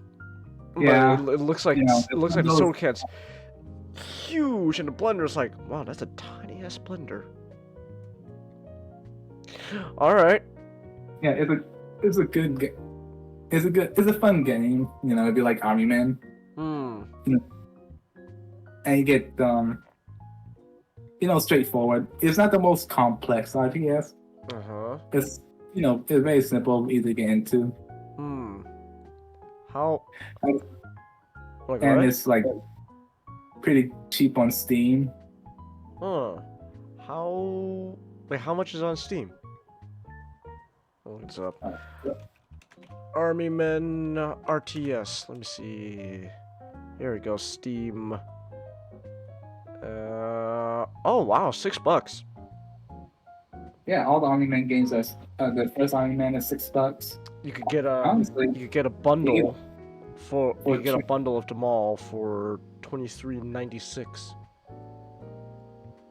Honestly, that's not a bad. That's not bad. Not a bad deal. Yeah. Okay. Yeah. And I know, yeah, like I said, it's a fun game. It's just like it's you can't go wrong with Army Men. Honestly, I just call Army Men. They imagine what go Army Men the game what goes through kids' head when they play with real life Army Men. Army Men. Okay. What they think is happening. Or them imagining what's happening. Also. Yeah. Also, it's kind of. Yeah. Like I say, it's a good game. Just get it. And the final level is a bit tough. Okay. Because giant baby heads that shoot giant balls of energy. Okay. It's like, not much else to this game. Go get it. It's fun. That sounds fun. All right, nice. Yeah. Yeah, it's pretty cheap on Steam. So. Yeah. Unfortunately, most of the Army Men games are not this good. Okay. Essentially, they were like. They try and make the company decided let's try and make a whole bunch of games in 1 year on a budget of 1 or 2 games. All right. So you get a lot of like, they mistreated the. They mistreated the franchise, the series. Oh, that's a shame. I've never been more. Yeah, one of my most disappointing series to try to play was Army Men Green Road. That was a big disappointment. Oh, well, that's a shame to hear. Oh, here's a picture of one of the villagers you have to escort. Oh no, escort missions. I hate escort missions. Ha! Look at this dude. He looks like a knockoff Lego minifigure. Okay. Alright, well, yeah, for like something that's like $6, okay, yeah. Fun to play, cheap. You know, you don't like it, at least you don't, waste too much. You know. But, Okay then. Yeah, that's about it. All right then. Well, there we go. Neat. Yeah. Yeah. So, Hell wait. yeah. You Hell played on yeah. franchises, then? What'd you say? Oh, I was asking the Jolly. You played Iron Man games? Not the one of the PS2 one for a bit. I do have the RTS one. I think you did give it to me. I just need to actually play it. Oh, you have it. Oh, cool. Also, I forgot the Airstrike games. Airstrike games? Yeah, you play. It's a helicopter. So Army game. men, but aircrafts. Yeah. Okay. Yeah. All right. Hey, Yeah. that sounds cool. Okay. Oh, were you gonna say something? Oh no, that's supposed to be something in the back. Okay. Alright. Ah, air combat, delete missions. Okay, cool. Yeah. All right No, then. that's all. Oh, that's all. Okay. Yeah. All right then. Well, in that case, then we can move on to our second to last topic. We are second to last topic, and where the hell is Nick? He is still offline. He actually. Let's take a break because there's some things I do need to do. You need to take a break. All right. Yeah, let's take a break. Okay. All right. Like, how? Like 5 minutes? 10 minutes? Yeah, like 10, 15. Okay, let's take a break then. A full 1 hour. An hour? Yeah. Alright, in that case, let's take a break and then we'll be back. So, here we go. Just a quick reminder that I do have stream elements. You can tip, donate, etc., whatever you want to call it. You do not have to if you don't want to. Oh! Oh my gosh, we gotta shoot down the helicopter now? Are you shitting me? Oh my god! This is... Holy shit! This is insane. What the hell? Hold on. Should I push her or should I pull her back? Push her. Yeah, you should push her. I mean, that kills her, but yeah. What?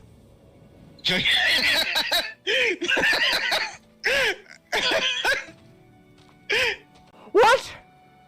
What? No! But it's okay for him to just break my stuff. Of course not. Wow, Meredith, He's you're learned his looking lesson actually now. okay. You don't have brain cancer. You gave me this for my birthday. I mean, you should be pissed off too. Oh, never mind. What's wrong, but you don't just go punching every person who makes you mad. That's the best fucking timing. 3 grades above you. I mean, that kid practically Volker, make sure that your statements are not so embarrassingly carelessly worded next time. What? What? You're so disrespectful. Amazing. All delinquents types like this, even the way you dress so flip-flop disregard for authority. Sweater fest, disgraceful. Delinquent? I'm on the student council! Motherfucker, I'm on the student council! You think that fucking, oh, look, what about you, huh? We got a fucking Hawaiian shirt. Oh, look at me, I got a fucking Hawaiian shirt. How professional. I got a big fucking katana carrying around, swinging around. Hi-ya, hi-ya. You call that professional, motherfucker? You call yourself a businessman? Look at you, fucking dressed up all casual like that bitch-ass motherfucker. Get the fuck out of here. Why don't you get a fucking haircut? Shave that fucking beard of yours, you bitch-ass. Get some glasses for crying out loud. Oh, look at me, I'm Jagoro. I'm like a JoJo character. Hi-ya, hi-ya. Yeah. A hand pounds on my back a hard couple times, severely winding me. I couldn't care less about the culprit as I focused my thoughts on my chest in near automatic reaction. My hand instantly tightens on my breast, and I start going through the steps I rehearse in my mind every other day. Breathe in and out. For a measure of relief, I could slowly feel my chest becoming less tense. By the time I look up, my face is covered in sweat from the experience. No!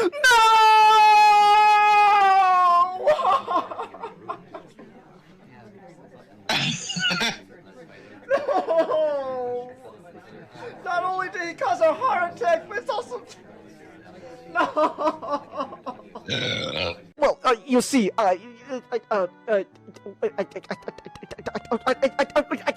Man, that impression of Shia LaBeouf in college is fantastic. Oh god, you know what? I gotta look up now real quick. His fucking freak out in Dark of the Moon. You know what I'm talking? You know when he's in the car? Yeah. Yeah. Let's go. Oh, that guy's just. Look at this guy. He's just. he's just hanging there. Look at this.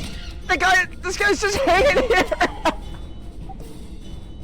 It can allow them to stay on the map, but these are dumb as shit, ladies and gentlemen.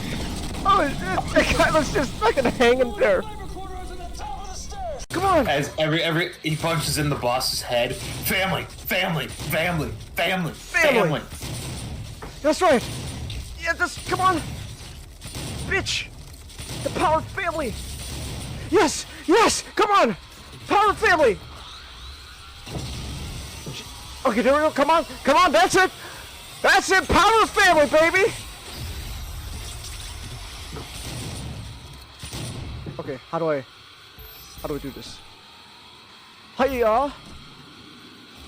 Oh, her frontal lobe. Oh wow! It's Grand Theft Auto 5 in here. Oh, eat it!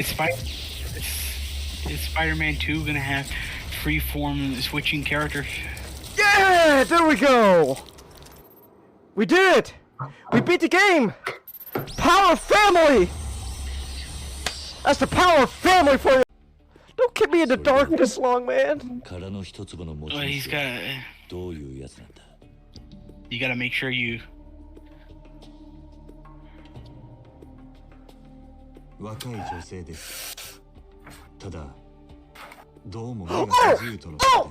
let's go! I called it! Yeah! That's right! I fucking called it! Let's go! Makoto's the owner of the empty lot! Oh, that's... Yeah! Let's go! I called it! Oh, that feels good. That's vindication right there. Holy shit. Fucking called it. Let's go. That long pause before he starts. Yeah, we're gonna lose. You see the image, you can hear it. Oh, we won! Oh!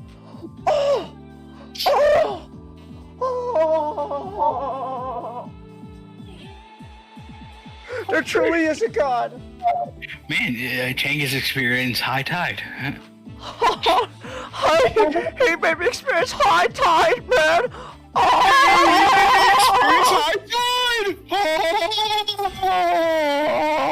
Yeah, let's go! I won! I-Chan, you were amazing! I know you weren't doing too well, but I-Chan, you did great! No, none of that CG crap, no. Our man, Nolan, he perfectly recreated the actual nuclear bomb. Why is this sexy saxophone music playing with this little girl? Stop it, game! Stop! No! Out of this house. Out of this house. Out of this house! Out of this house! Bad! No!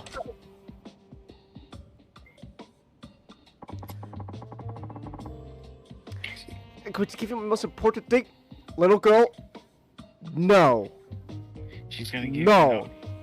No, you're I know it's the car, but still though, it's like with the sexy saxophone music going on, it's like no. No. No. Oh, wait. Here you go. What a pain. Yeah, alright lady. This is gonna get ugly, so you should take a step back. Thank you.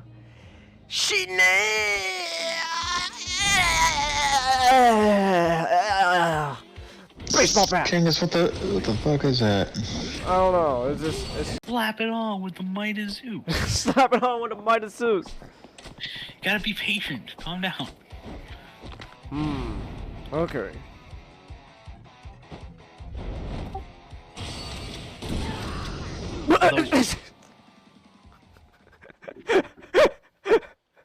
I just brought up the gun and they went flying.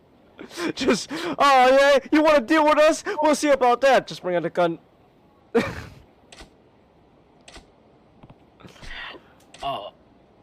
I see you're here, the evil black writing on the wall. Unleashed a million faces, and one by one they fall. Black-hearted evil, brave-hearted hero. I am all I am, all I am. I am. Here we go, buddy. Here we go. Here we go. Buddy. Here we go. Go ahead, try to see through me. Do it if you dare. Dare. One step forward, two steps back. I'm here. Do it. Do it.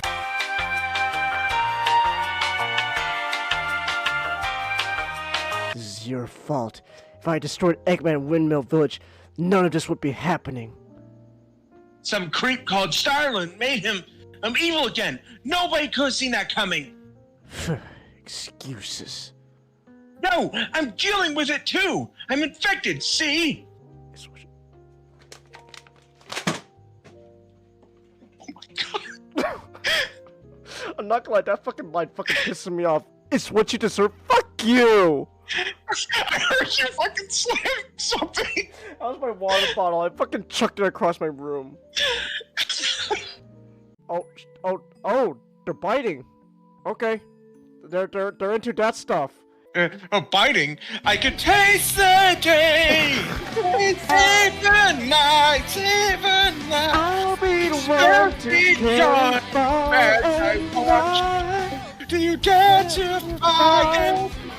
Evil's mine, evil's mine. I'll be the last one standing in the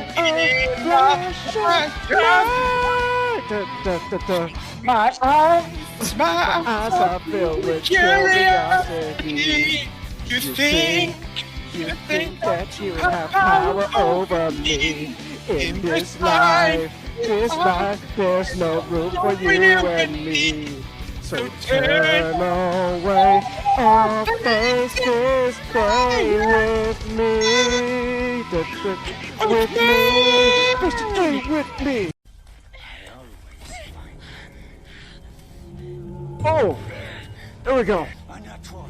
Oh! Oh shit, we pulled Mike Tyson! We pulled Mike Tyson, she bit his ear off! I put my... Take that, I bit the ear!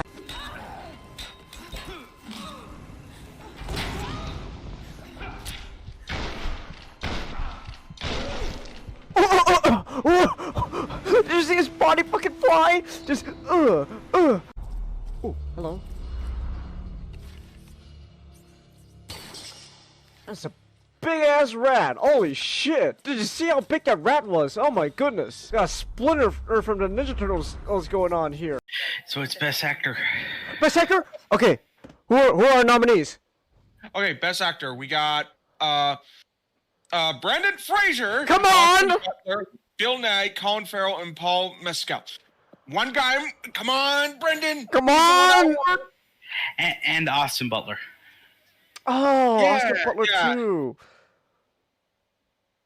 They're all pretty good choices.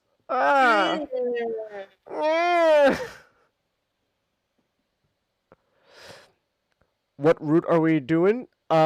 We pretty much did all the main routes. So right now we're just trying to fill up all the squares, and then we're gonna fill up all the circles. So right now we're doing 2 neutral missions.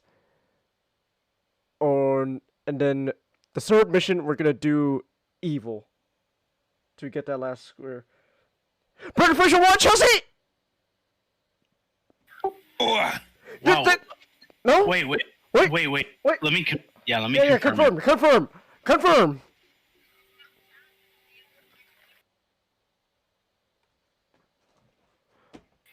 Because I think I'm a bit like Behind from Chelsea. Okay. But wait, let me just make sure. Right. Oh my gosh. Not yet. Damn it, Chelsea! Don't get my hopes up like that. Chelsea, I was so excited. I was like, oh my gosh. Chelsea, please don't get my hopes up like that. I was like, I was so, oh my gosh, I was ready to like jump out of my seat. I was like, oh. And the Oscar goes to Come on. Brendan Fraser. Yes!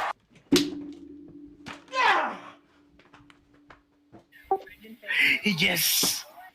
Yes. Oh, I'm so happy for my man. I'm so happy for him. I'm so happy for him. Fucking W, let's go. Let's go! Let's go! He needs that W! Oh, yes! Okay, here we go. Yes! Yeah! Oh! I need to pause. Oh my god. Worst part is it wasn't even gonna be over. A little longer than a few minutes later. Nick, I think I'm gonna fucking lose. You went to go get some water. Oh. Not the last one. I think I'm gonna fucking lose it. I have returned with my drink. Hey, Nick. I think I'm gonna fucking lose. You haven't already? I don't know what you're talking about. I'm perfectly fine, man. Ever since you came back, Nick. Oh my gosh. See if you can make it through here, Sonic. How about I do this, Eggman? How about you fucking die? You piece of shit. Nobody likes you, Eggman. Sonic, you're scaring me. Yes!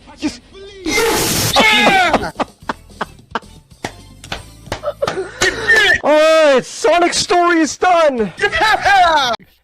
Golly, I've been waiting to tell you this. Gammatorns aren't real people. They are things created by Matanui. Enjoyment, yes!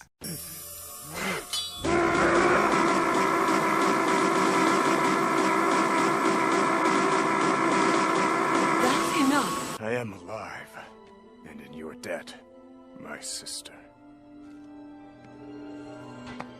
Tahoe, are you okay? I'm no longer sexist. There's all the links and all that in the about section. If you're watching on the replays on YouTube, all the links in the description. Look at that! Hey, did you see that? The fucking cat just spun into a little ball there. Let's go! Hey! 808! Hey, who's a good kitty? Who's a good kitty? Oh, look at that! He's playing patty cake with a cat. Oh, oh, there's a little robot doggy. Hey, boy, hey. Hey, who's a good boy? No, come back, doggy. I want to pet the robot dog. So, Nakai, what brings you to this place? Is your problem inside? I don't think it's anything in your head. The problem must be in your pants. What are you saying? Hey, what are you laughing at? Don't you laugh at it! Sorry, I was right. There is something wrong with your tackle, isn't there? I have a hard problem, arrhythmia. It's not small, damn it! She's shuffling about relentlessly, constantly swinging one leg over the other knee and then back again. She has a very irritated look on her face. Something wrong? Yes. No. Yes. She closes her eyes and draws in a deep breath. Hisao, you might not want to hear this, or maybe you do. I'm having my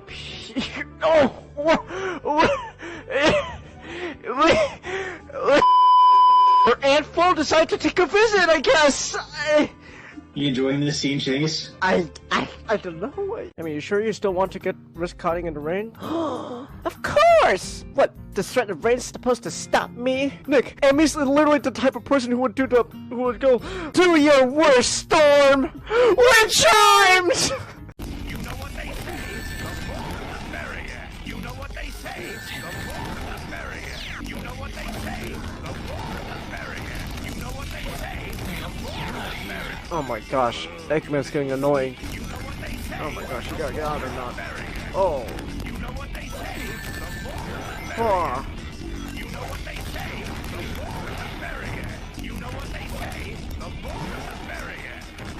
Sure. Genghis, you know what they say. The more the merrier. Is the more getting merrier or not? His silence says everything.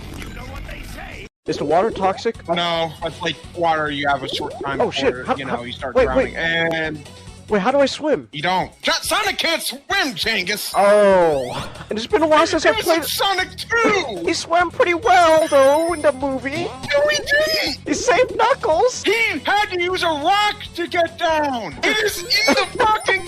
Genghis, I am mad. Are you sure you're okay? It's nothing bad. Okay. I did get hit in the testicles in elementary school once, though. I mean, Nick, are you really a man if you don't get hit in the testicles at least once? Nah. Also, I think the other day or the day before, I almost sat on my testicles. So there's that. I would have done a Mr. Belvedere. You know what? I want to make that like a quota now. Like, you are not a man unless you have once hurt your testicles. Once. Yay! They're happily reunited. Oh, that's Man, happy. would it be funny if, like, somehow, like, the fucking, like things just immediately died right there? I was fucking kidding! Oh my god, you were fucking kidding! They actually died on the spot! I was fucking kidding! What the fuck? That would be great. Oh! I'm just reminded of the... Wait, hold up. Oh shit! Super Saiyan just fucking tossed him like a ragdoll! Yo!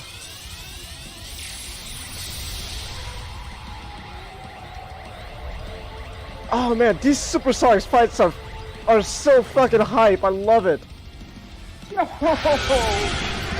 I love this series, Jenkins. Oh, this is amazing. Oh my god, are we gonna do what I think we're gonna do? Are we gonna— yes, we're gonna fucking use the big sword! Oh my gosh! We're gonna use his own fucking— we're gonna use his own fucking sword to kill him! Oh shit! Yo! Oh my gosh! Oh! Shit! Oh! Yo!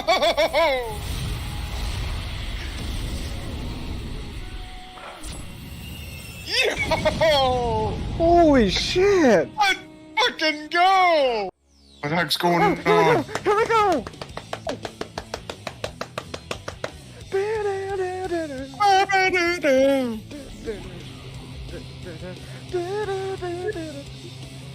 I'll remember the chorus to the song. Live and love. Live and love. Oh, here we go. Yeah, to tomorrow.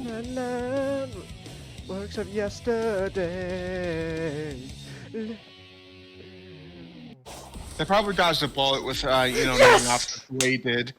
The way they, Nemesis the way they did. There we go! Yes! God, this level's so fucking annoying when it comes to S ranking. I have to use the restroom. I'll be back. I gotta go find my phone.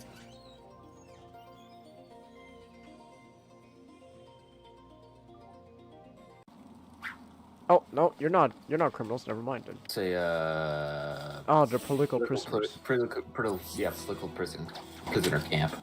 Oh my gosh, Hugo just fucking straight up built camps in Arkham What the fuck? Dude, no. They built it to keep away from the other prisoners. Oh, they're homeless camps. Oh my gosh. Genius. When you said camps, my mind went to, oh my god, Hugo built those fucking camps in Arkham? They're like my mind went to fucking World War II Germany camps. Strange put not only dangerous thugs behind those walls, but also folks he doesn't want talking about him. Okay, well hold on. Actually, I have to ask Nick. So, he didn't build those camps, but I have to ask, would Hugo build those camps? Legitimate question, by the way. Well, what do we I have don't here? know. Weird out of place plants, That- check. Mindless hypnotized That answer headband, honestly check. terrifies me even more. The oh so subtle odor of raw That honestly terrifies me even more. It's just, Looks like I found the entrance to Nick, Ivy's lair. you pretty much just went. You just pretty much was like, wait, so Nick, would Hugo Strange build like, the fucking Nazi camps? And your answer's just, eh?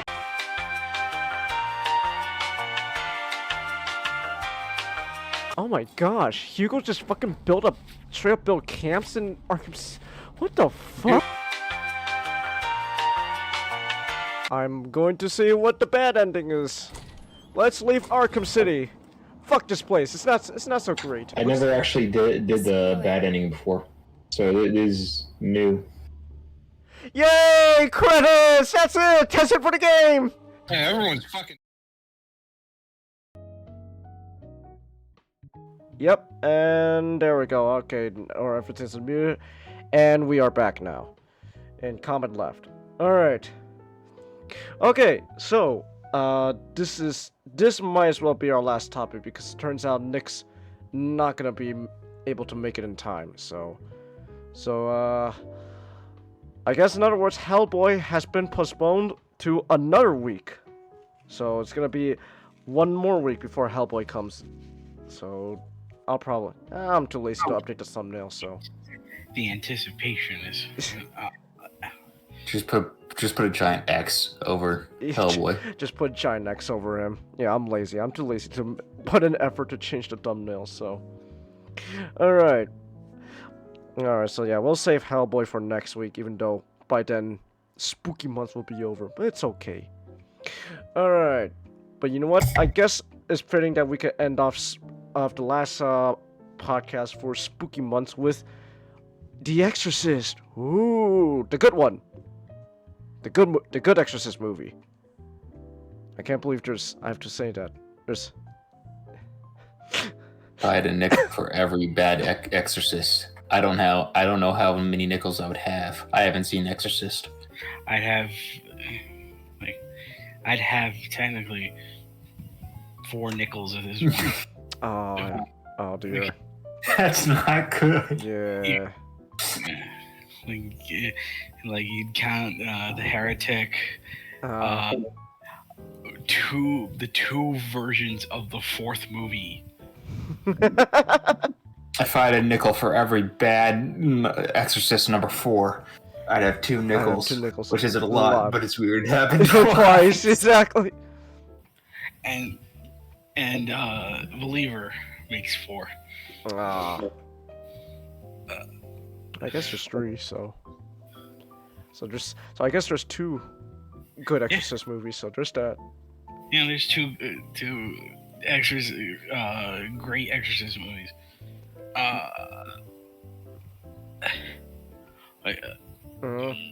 So Cengiz, you and I recently just watched The Exorcist.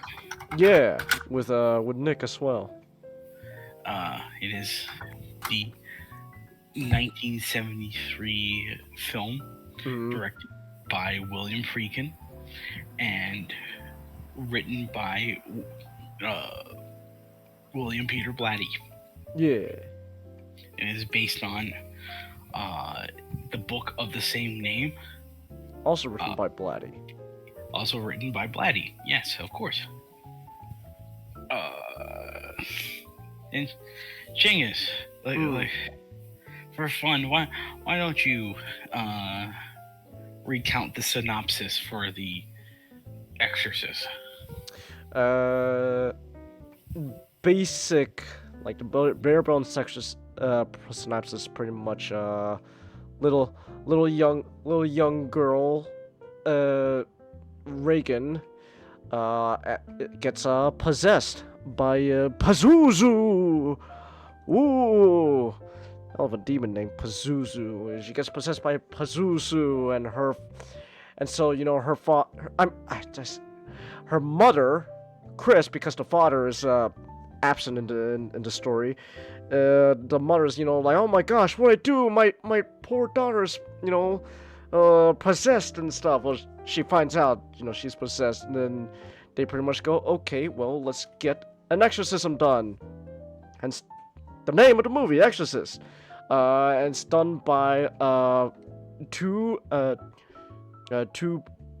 what is it? Well, Karis is a psychologist. What's his position again in the church? No, he is a priest. He's a priest. Okay. Yeah, he is a priest, a priest with a civilian occupation as a psychologist. Okay. And then the other priest is Father Lancaster Marin, played by Max von Sydow, who was in heavy makeup to look like how he does now. That's still the most impressive part. He was actually pretty young at the time of the movie, but then they made him look older. And nowadays, he looks exactly how he did in The Exorcist. Well, he has since passed away, so he looked exactly how he did in Star Wars The Force Awakens. Oh, was that his last movie? I think that was one of his last films. I don't know what his definitive last.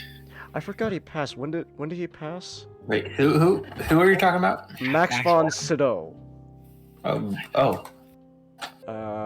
He's in Force Awakens? Apparently. Yeah, he was. Oh yeah, he was the old guy who told what's his name? Oh my gosh. I completely forgot the character's name. Poe. Yeah, Poe. Well, I was just gonna go Oscar Yeah. Isaac. He was the one who told Oscar Isaac's character, here's the map, put it in BB-8 and to find Luke. So there we go. I completely forgot Oscar Isaac's character. Yeah. And then Oscar Isaac's character gets captured within 10 seconds. Is it? Do I talk first, or do you talk first? Yeah. Oh, it says here he passed in 2020. Oh, that's a shame. God rest his soul. Yeah. Yes. But to tie it back in, I was saying though, it's still impressive how in this movie he looks exactly how he did, in his last years, which is pretty impressive. You just look kind of like an old man throughout his life. But still, though, I find that really impressive, though. But yeah, so Father Marin and Father Karras, they are the two Catholic priests who are pretty much, in all sense and purpose, hired to exorcise the demon Pazuzu out of Reagan, and it works.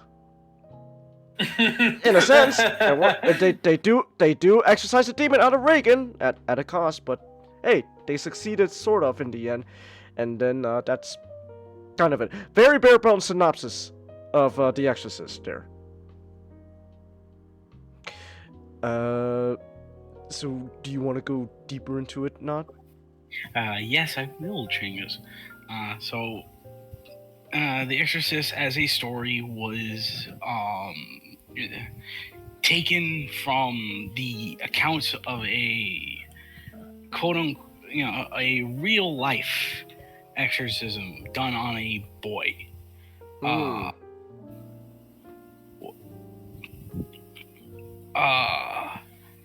don't think it was in Georgetown. I think it was in some other part of the country. Let me check really quick. Okay. Oh yeah. Here we go. It says here it's based off the exorcism of a 14-year-old boy in Missouri. Yeah, he just went under a pseudonym though, so he goes either by Rolando or Robbie Mannheim. Yeah. So Blatty, very a follower of Christ, very faithful man, wanted to write a story based on a demonic possession in the modern day. And essentially he wrote The Exorcist as a means of allowing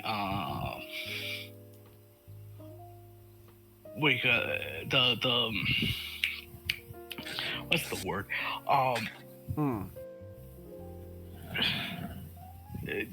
To form a to form a what are you trying to describe? Down to earth. It's not the right word, but it's a word to use. A very down to earth depiction of the seminary. You know,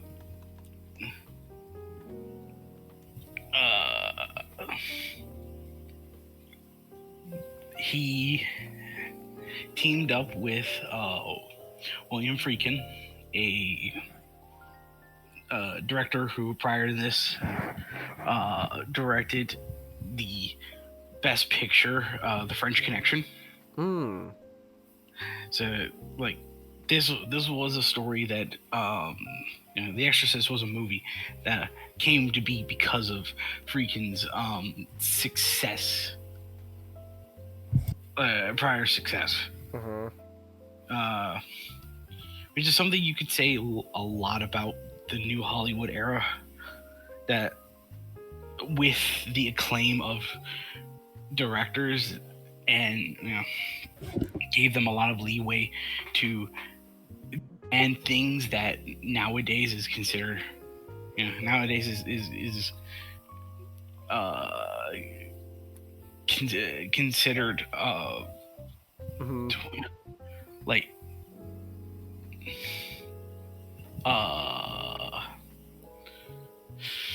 costly in the industry nowadays, because like the Exorcist, you know, like the Exorcist actually shooting on location, you know, both in Iraq and Georgetown. It would have been unheard of today. Like Georgetown would have just been like some place up in Canada, or like some place up in New York. Save money. Like Iraq would have been like a sound stage, or like repurposing the Mojave. So it's like, you know, a lot of what happens in the movie is funny enough just something that could only happen for its time. One of my favorite stories always recounting of The Exorcist is the fact that they did have to train. They had to carry 2 crews into Iraq, a British crew and a and an Iraq, you know, and a local Iraqi crew. Because like during the time, U.S. relations with Iraq weren't the best. So, oh, bless you. Bless you. One of the requisites for the the Iraqi crew to work on the film was that they asked how to make fake blood.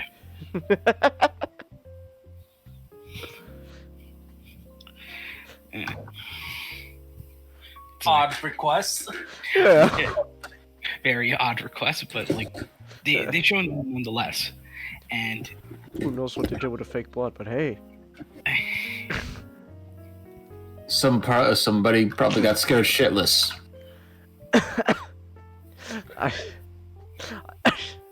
So what are you planning to do with a fake blood? It's none of your concern. We're just gonna probably do a false flag attack. This Iraqi business.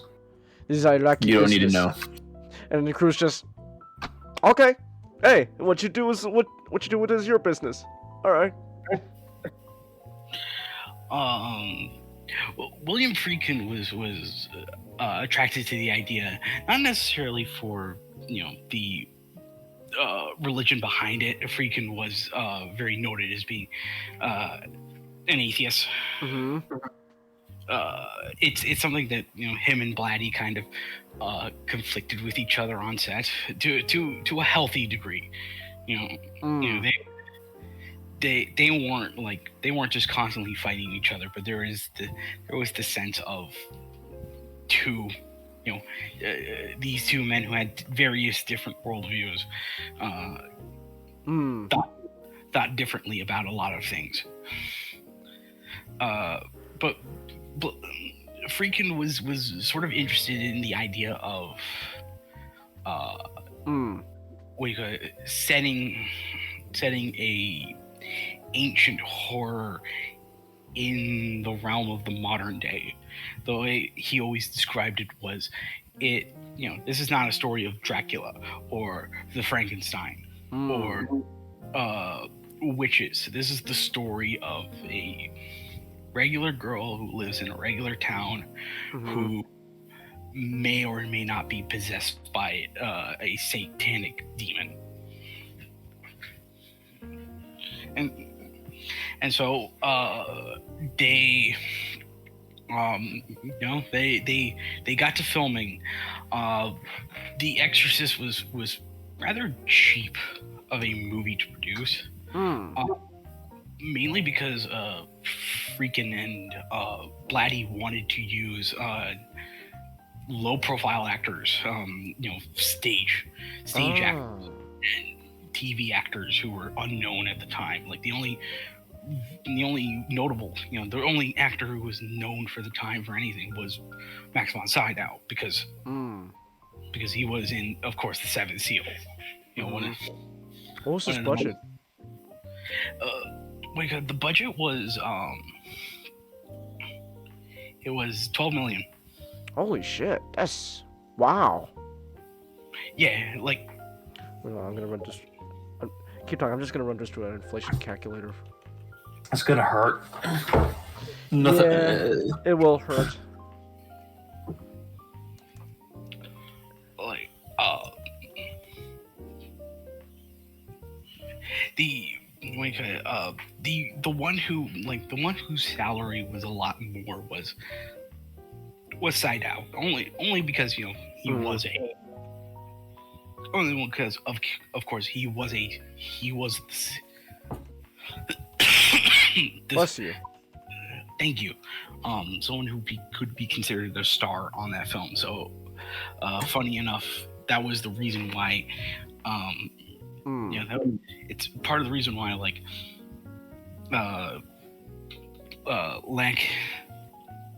Lanchic's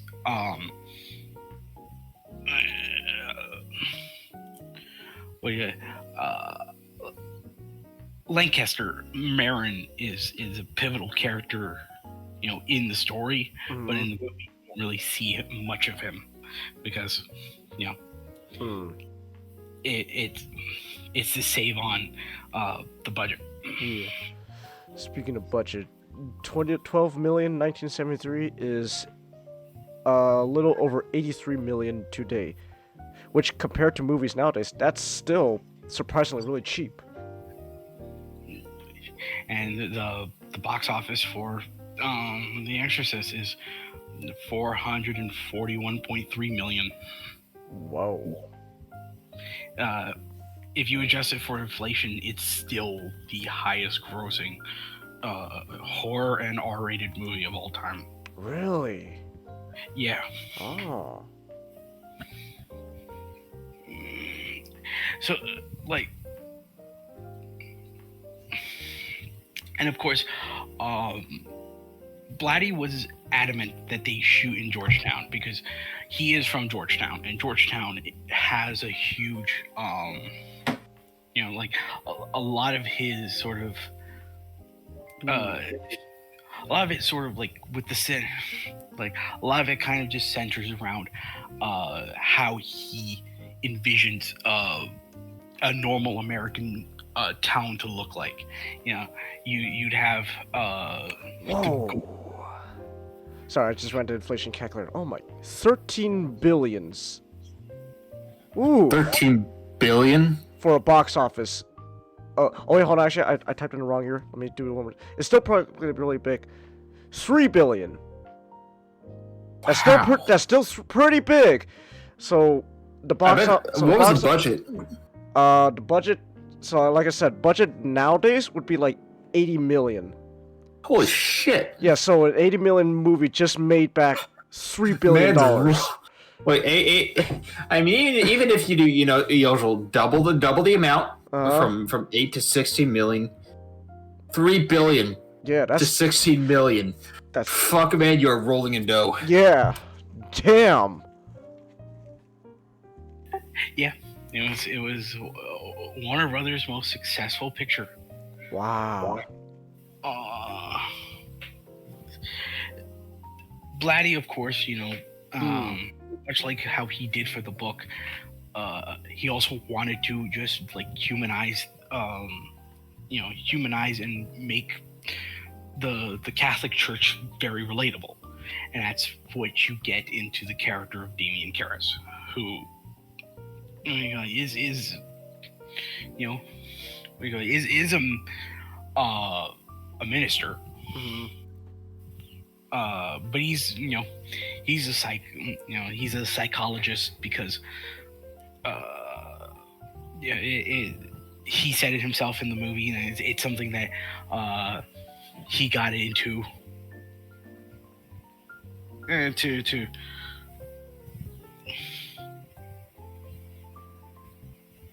I forgot the exact line, man. But it was something. It was something, it was something that he was eased into. During the course of the story, Karras's mother is sick. She, there you get very much clues that she is not long, and you get this, there's this sense from Karras that he is having a crisis of faith because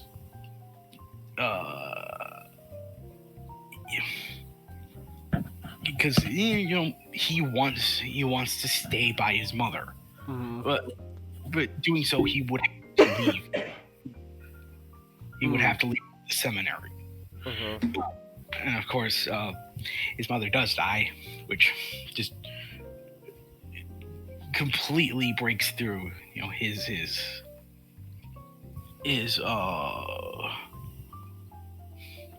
breaks through, like, not completely destroys, but just just puts a big strain on his faith, and of course lulls him into a depression.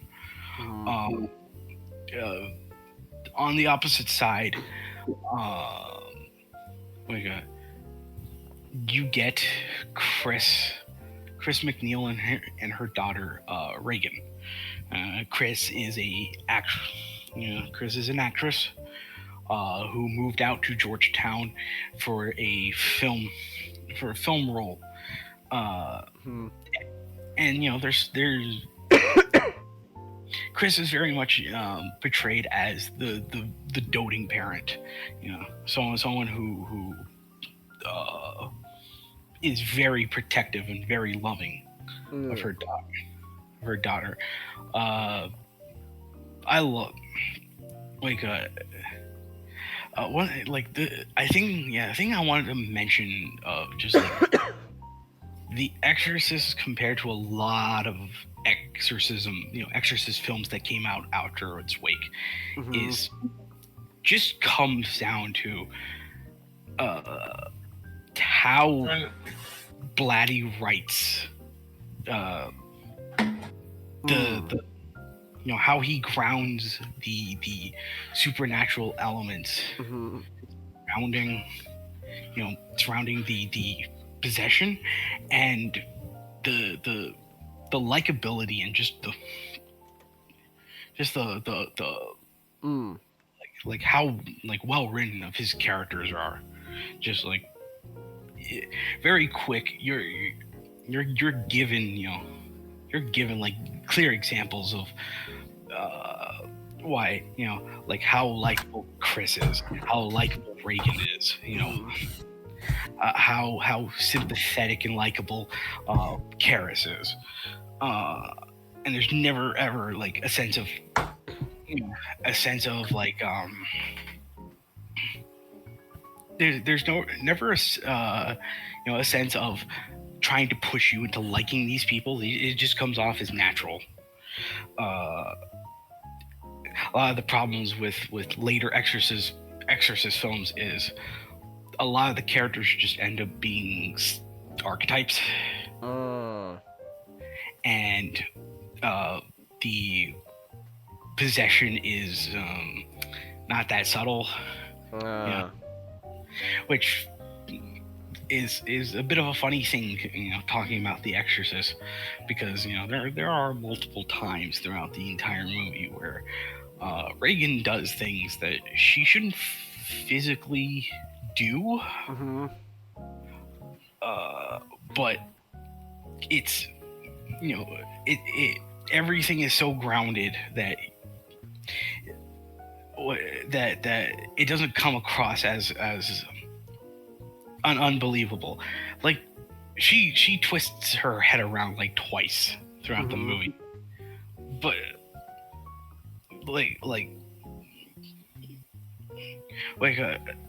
even though it's shown to us, it does seem like it's like the first time it does seem like it was written to be a much more symbolic show than it was like an actual,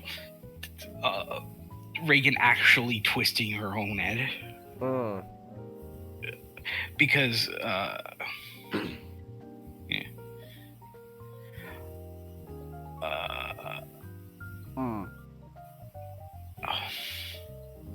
like Exorcist movies after this always follow the same beats.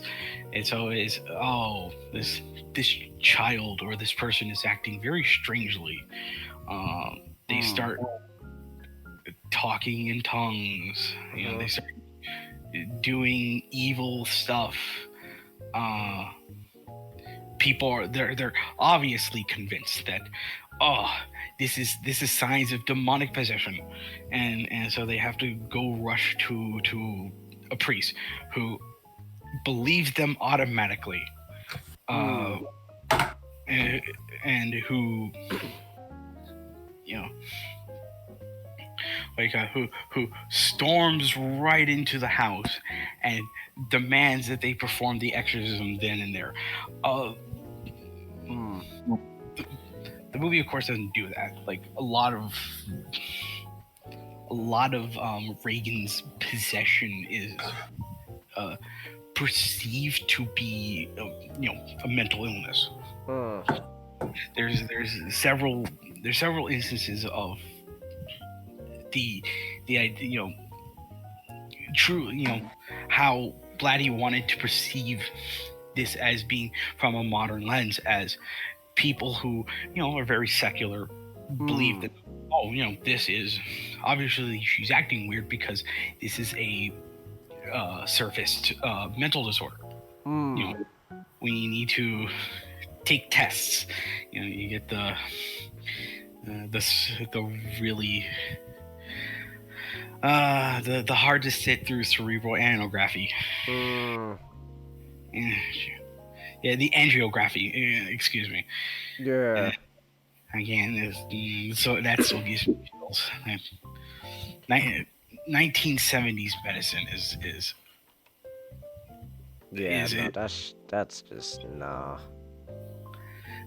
Where they keep throwing around like concepts and ideas of something that Regan could possibly be afflicted of, and throughout the entire story, Chris is just getting desperate and frantic because her happy daughter is just reacting in ways that she hadn't before, and she's doing strange things.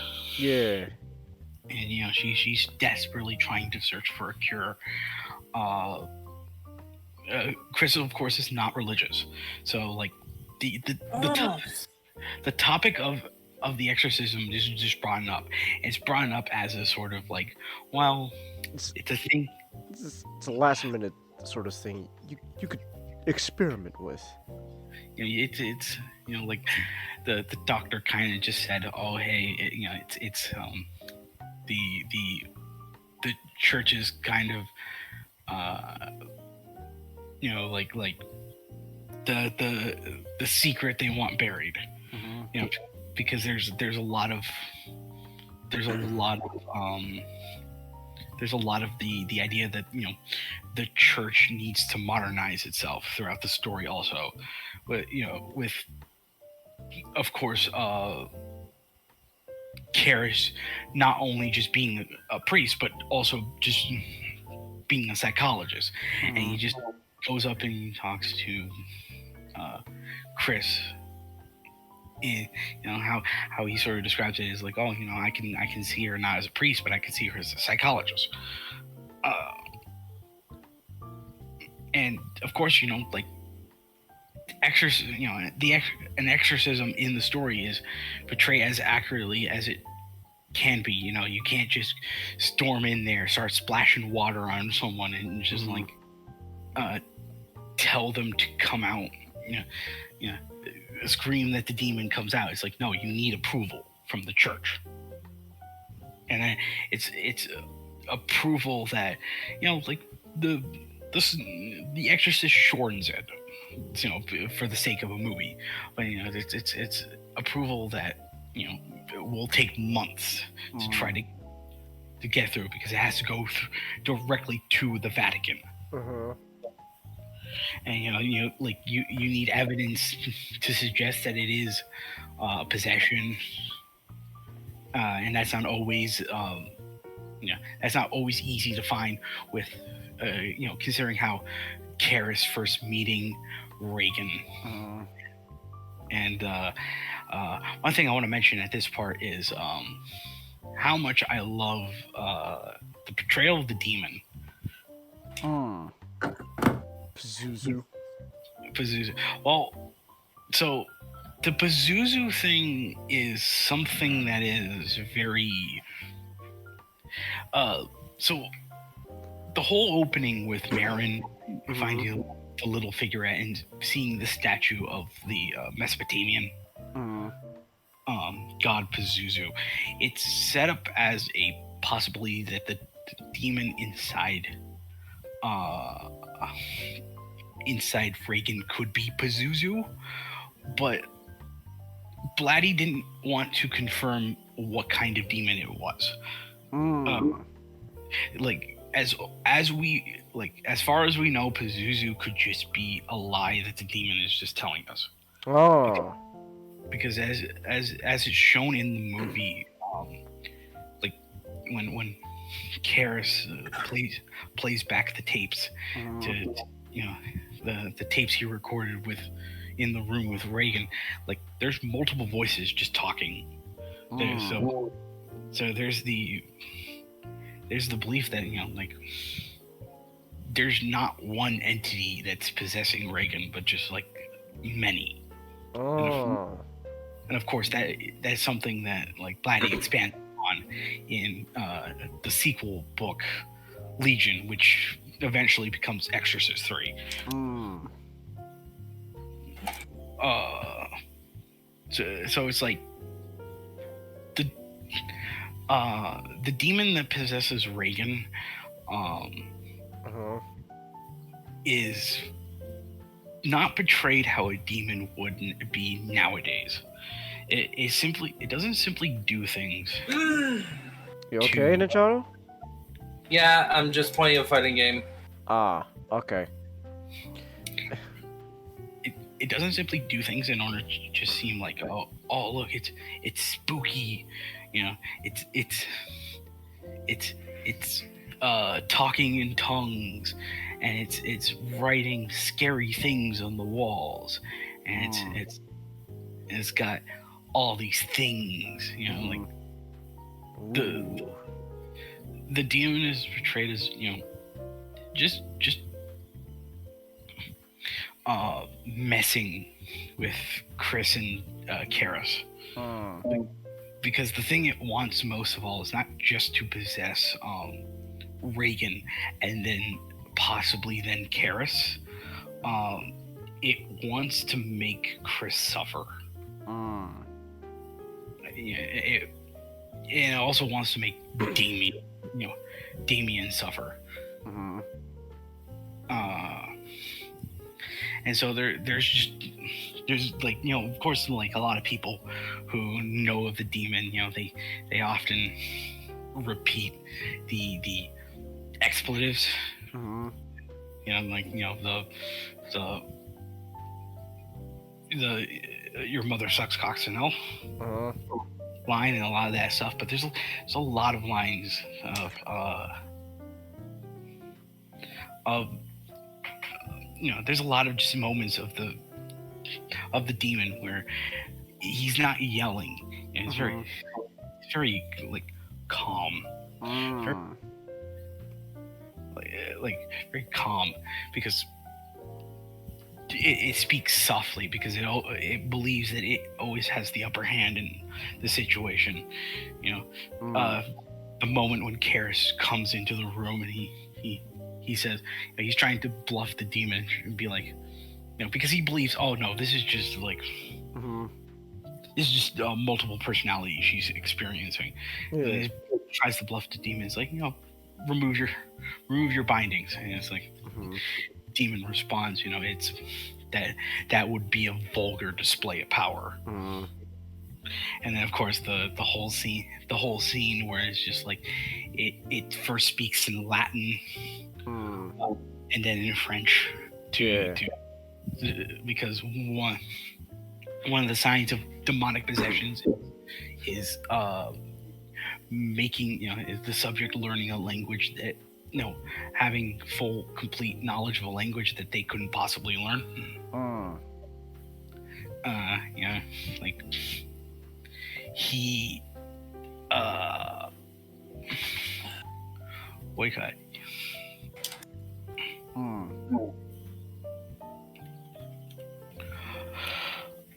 You know, he at that point he just continues mocking Karis. I'm trying to find the right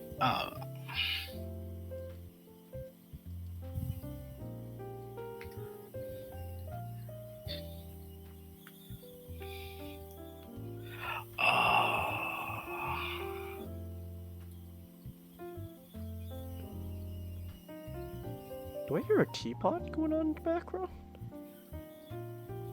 Huh?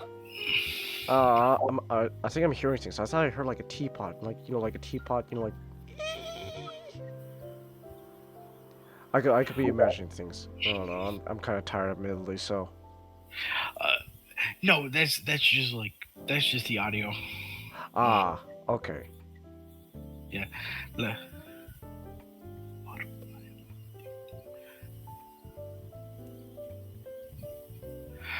You know, like it starts talking in Latin, you know, using the phrase "ego tel el salvo," which is, you know, I pronounce you clean in English, you know, because trying to mock Karis as being a man of the cloth.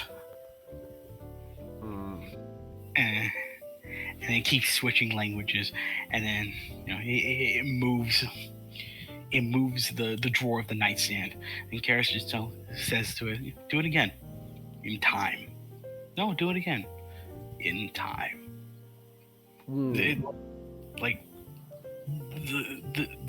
the devil is conniving. Like the demon is conniving.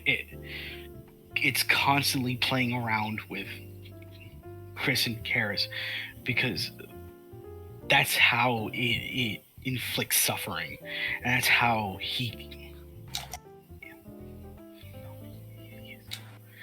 it could weaken them for possession. So a lot of other films don't take into account. What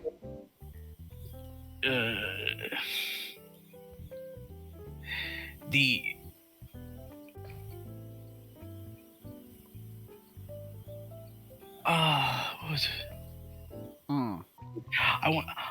I do want to make special mention of Mercedes McCambridge. Okay. She does the voice of the demon. And she was never credited in the original, in the film. For like, yeah, she was she was scrubbed, which I like, which is a complete injustice, because like she puts on an amazing performance. I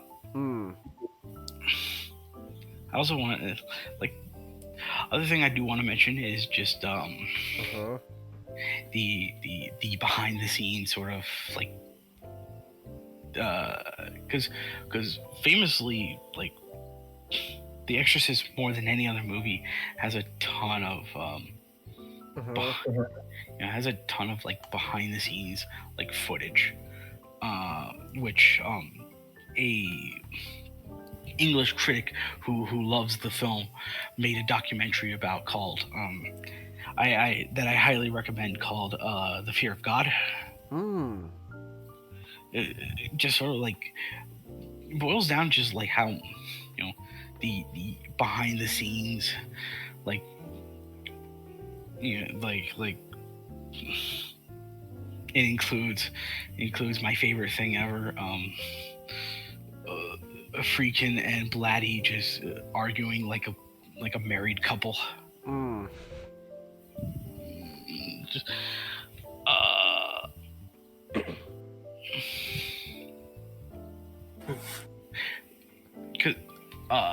yeah, like it's very, it's also very eye-opening just how lax a lot of film productions at the time was, because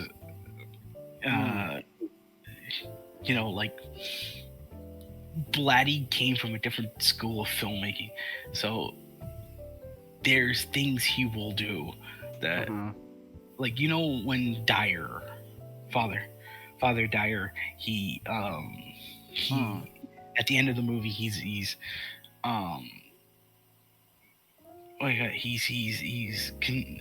consoling Karras and reading him his last rites. Yeah. And you see his hand shaking. He's shaking that much because prior to the scene being shot, Freakin' slapped him right across the face. What? To get him, like, because it's a technique he used a ton of times in movies, just to get actors to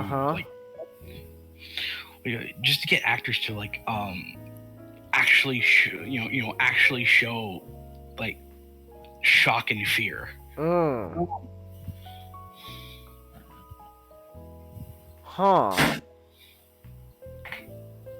Interesting.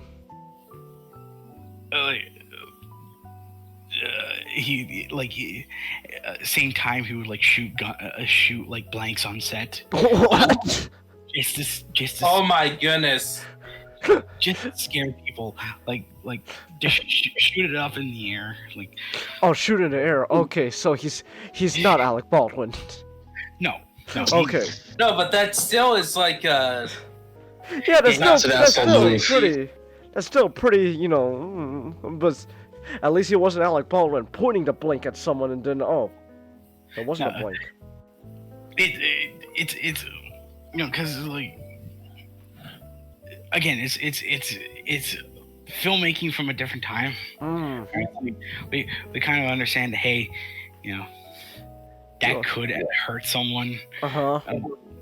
But it's still interesting to see, like, from this, the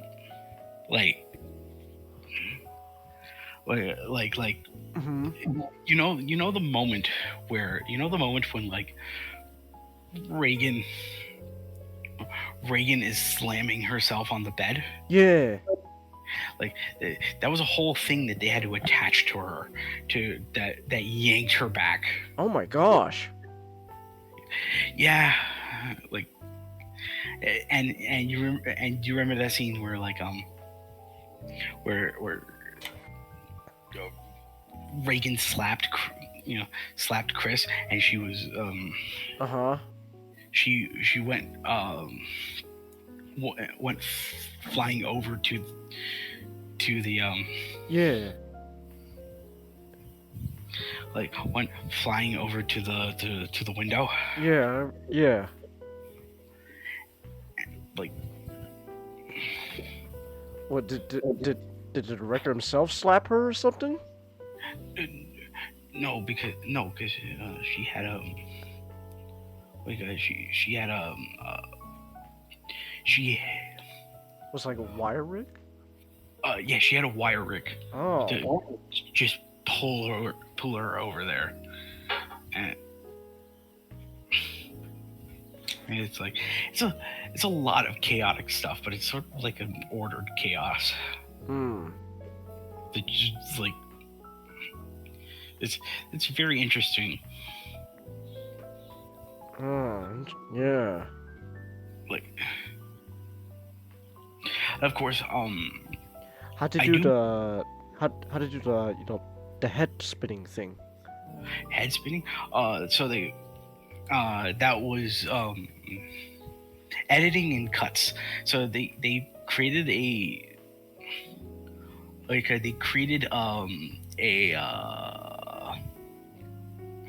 head mold of Linda Blair, and they stapled it on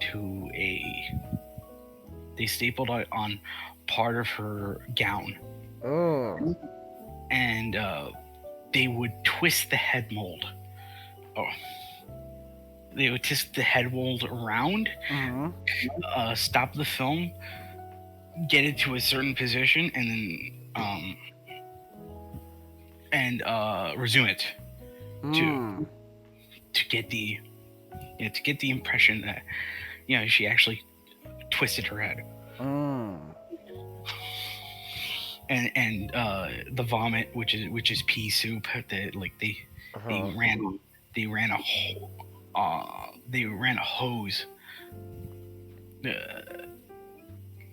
Like they ran like an invisible hose that would spray like pea soup onto whatever, like on just like whatever. So like Linda Blair would have her mouth open, and it just feel like they would pump the pea soup in. That's the reason why the room is as cold as it is. Like it serves as a double purpose of hinting at the demonic possession, but also just because like they need because they need to sort of make the room cold in order to prevent the pipe from gumming up from all the pea soup.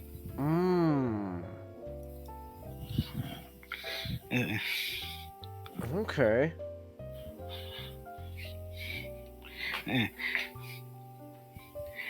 it's like the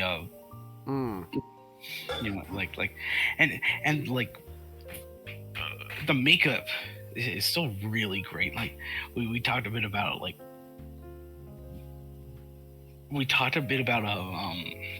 Max von Sydow's like his old age makeup, how it looks really great. I love like all the makeup on Linda Blair, her ghastly transformation, of looking partly demonic. They have the scratches in her face, which the demon did to Reagan's face from the metal cross.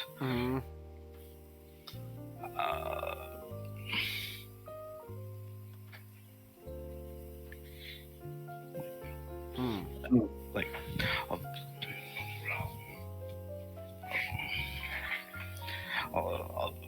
all of it's really great. Yeah. I also want to mention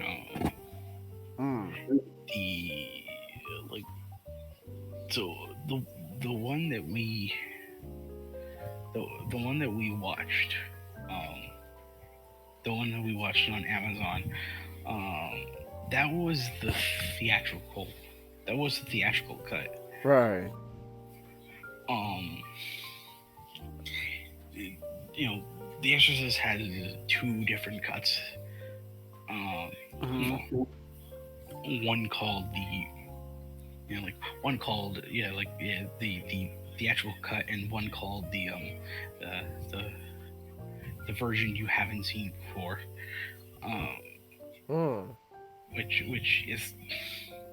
Which on home media is now referred to as the extended director's cut. It's not a director's cut, because the one, you know, freaking made the theatrical one. That would be a lot more closer to what he would call a definitive cut. The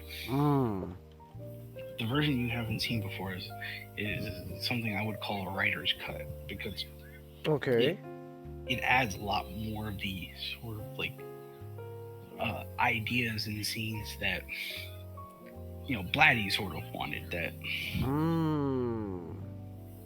where, you know, which ties it much closer to the novel. Like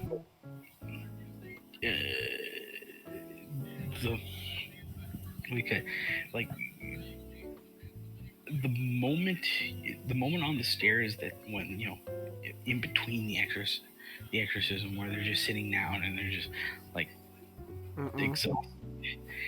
There's dialogue that accompanies that scene where where Marin is talking to Karis about how the goal of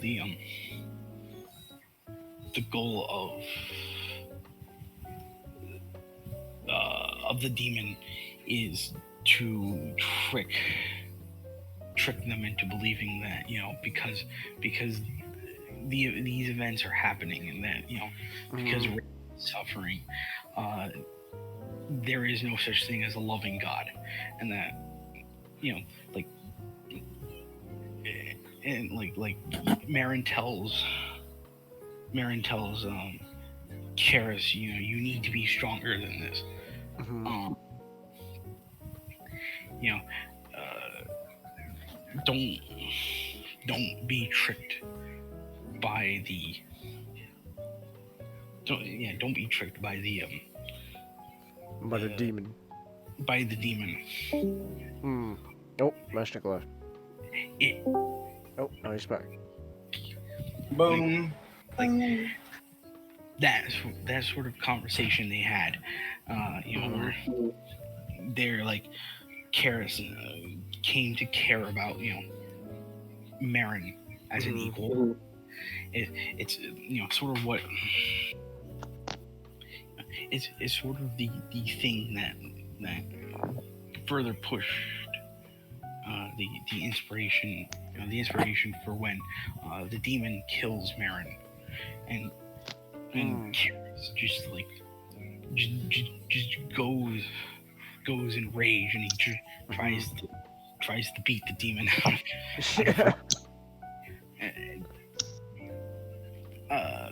You know, that was like further justification for that scene, and of course, and also because that line Blatty wanted to put in there, because he wanted that line to essentially to serve as a means of Hello. Hello. Hello. Hello. Hello. Can you hear us? Goodbye. Not? Uh-oh. Not? Can you hear us? Oh. Hold on, let's give him a minute. Oh. Hello. Not? Can you hear us? Yeah. It was meant to be like sort of like a justification for a lot of the grisly things that happen throughout the movie. Freaking didn't like, you know, you didn't like it? he didn't like the speech because he wanted, you know, he wanted the audience to like kind of make up in their mind like a lot of the cool things that happen through the story. Interesting. Like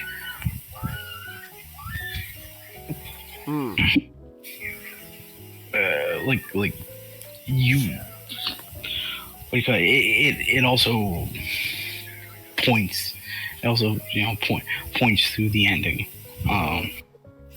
where, you know, when Karis tries to drag the demon out by trying to get it to possess him. Well,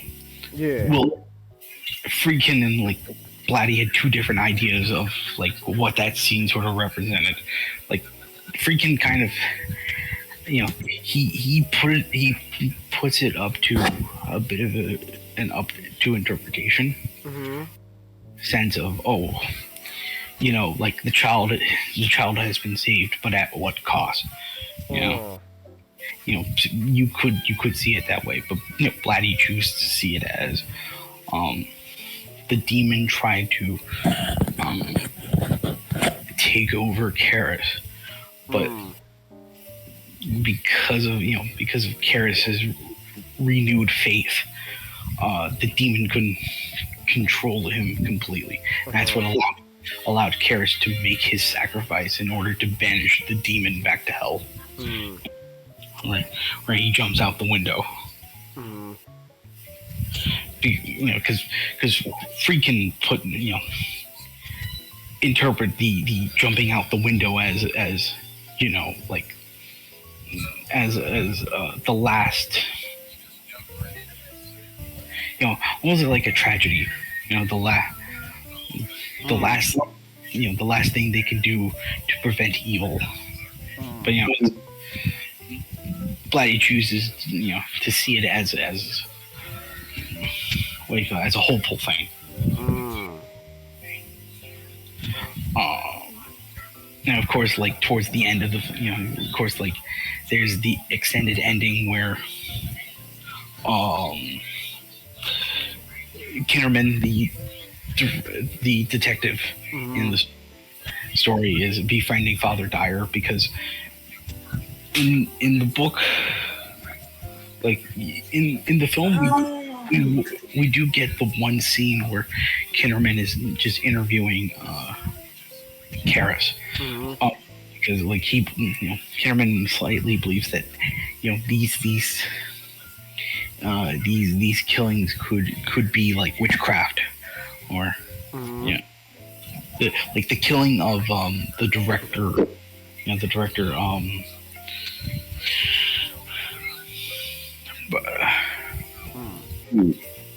Brian Cummings, like it could be tied to witchcraft in a way. So he interviews Karis, and they're not, you know, they're not the most like friendly to each other at the beginning. Throughout the book, more so the book than the movie, Blatty creates a sort of friendship between Kinnerman and Karis, along with the pre-existing friendship that Karis had with Dyer, that made it into the movie. Like there, you know, Karis is death, you know, his sacrifice brought Kinnerman and Dyer together, which sets up for Legion. You know, the sequel for you know, the sequel to the book. Yeah.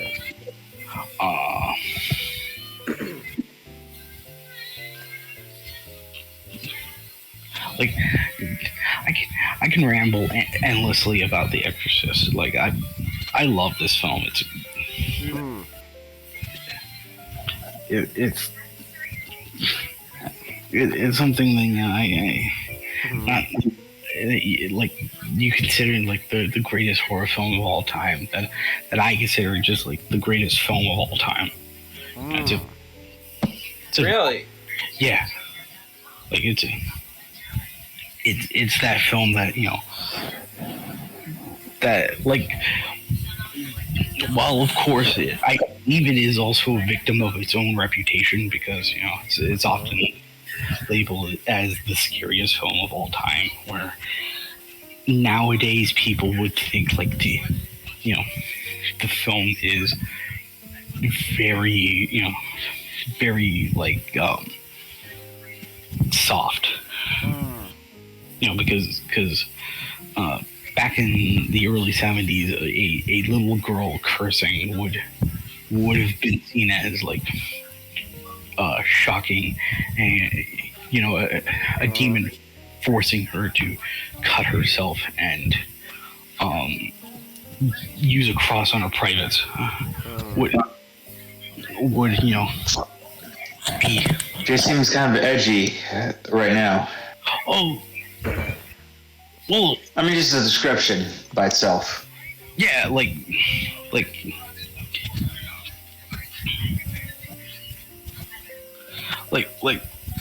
nowadays, like it's sort of considered, and that sort of thing is like considered kind of normal.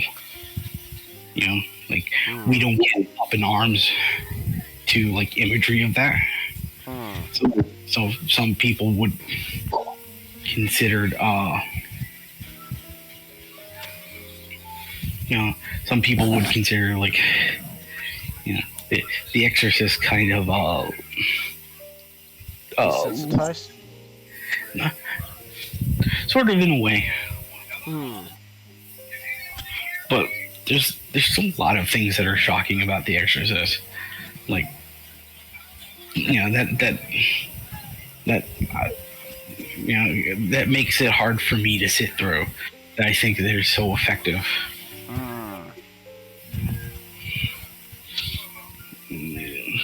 And it's just like it's such a well-made movie,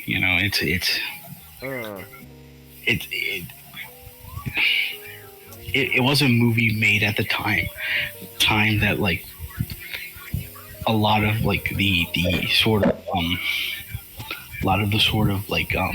drive-in horror pictures were made, where they were made simply to provide a background noise for certain activities. Like the Exorcist is a really well-made movie, and is the only horror movie to receive a nomination for Best Picture, which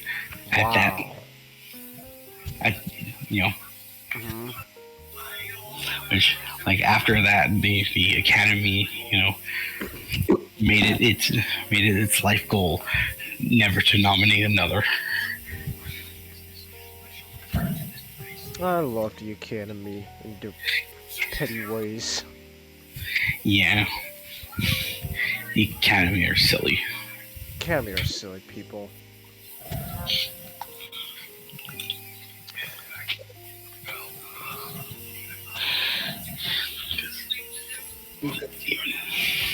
Yeah, like it's hard to say. Like it's hard to say.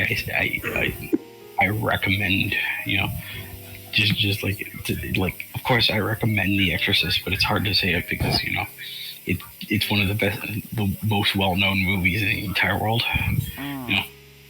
Everyone knows what The Exorcist is. So, but like, for the sake of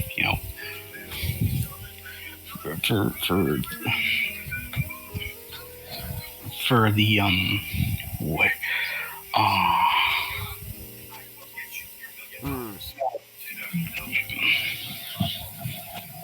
just for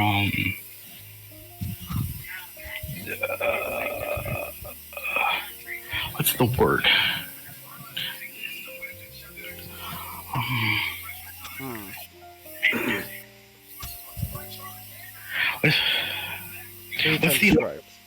what's the opposite of casual?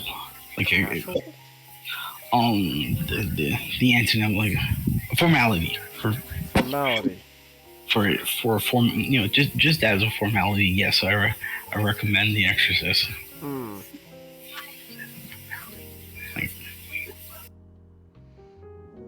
Yeah, I like The Exorcist too. It's pretty good movie. Alright. Alright. I guess that's all you have to say then for The Exorcist, not? Yeah. Alright then. Okay. Well, in that case then, that pretty much is everything then, because Nick unfortunately couldn't make it tonight. Which that sucks. That sucks poo-poo! But oh well. Well, save hell. Looks like Hellboy has to be saved for next week once again. But that's okay. Alright. So, with that said then, I guess we could call this podcast here. Yeah. Yeah. And look at that. We're, I mean, you know, not the whole cast here, but for the most part, most of the cast is here for us when we end the podcast. Look at that. There we go. Alright. This is also one of our shorter ones, too. It's like only like 3 hours. Yeah. Emily, I didn't really have much of a topic. I'll come up with something next week. I don't know, maybe I'll think about it. Alright, so with that said then, I'm gonna call it here. So, thanks everyone who came. Thanks everyone watching on the replays. And yeah, so until then. No stream for tomorrow, Sonic Sunday, because we're gonna be marathoning all day tomorrow. Or at the very least, all night. So, until then, good night!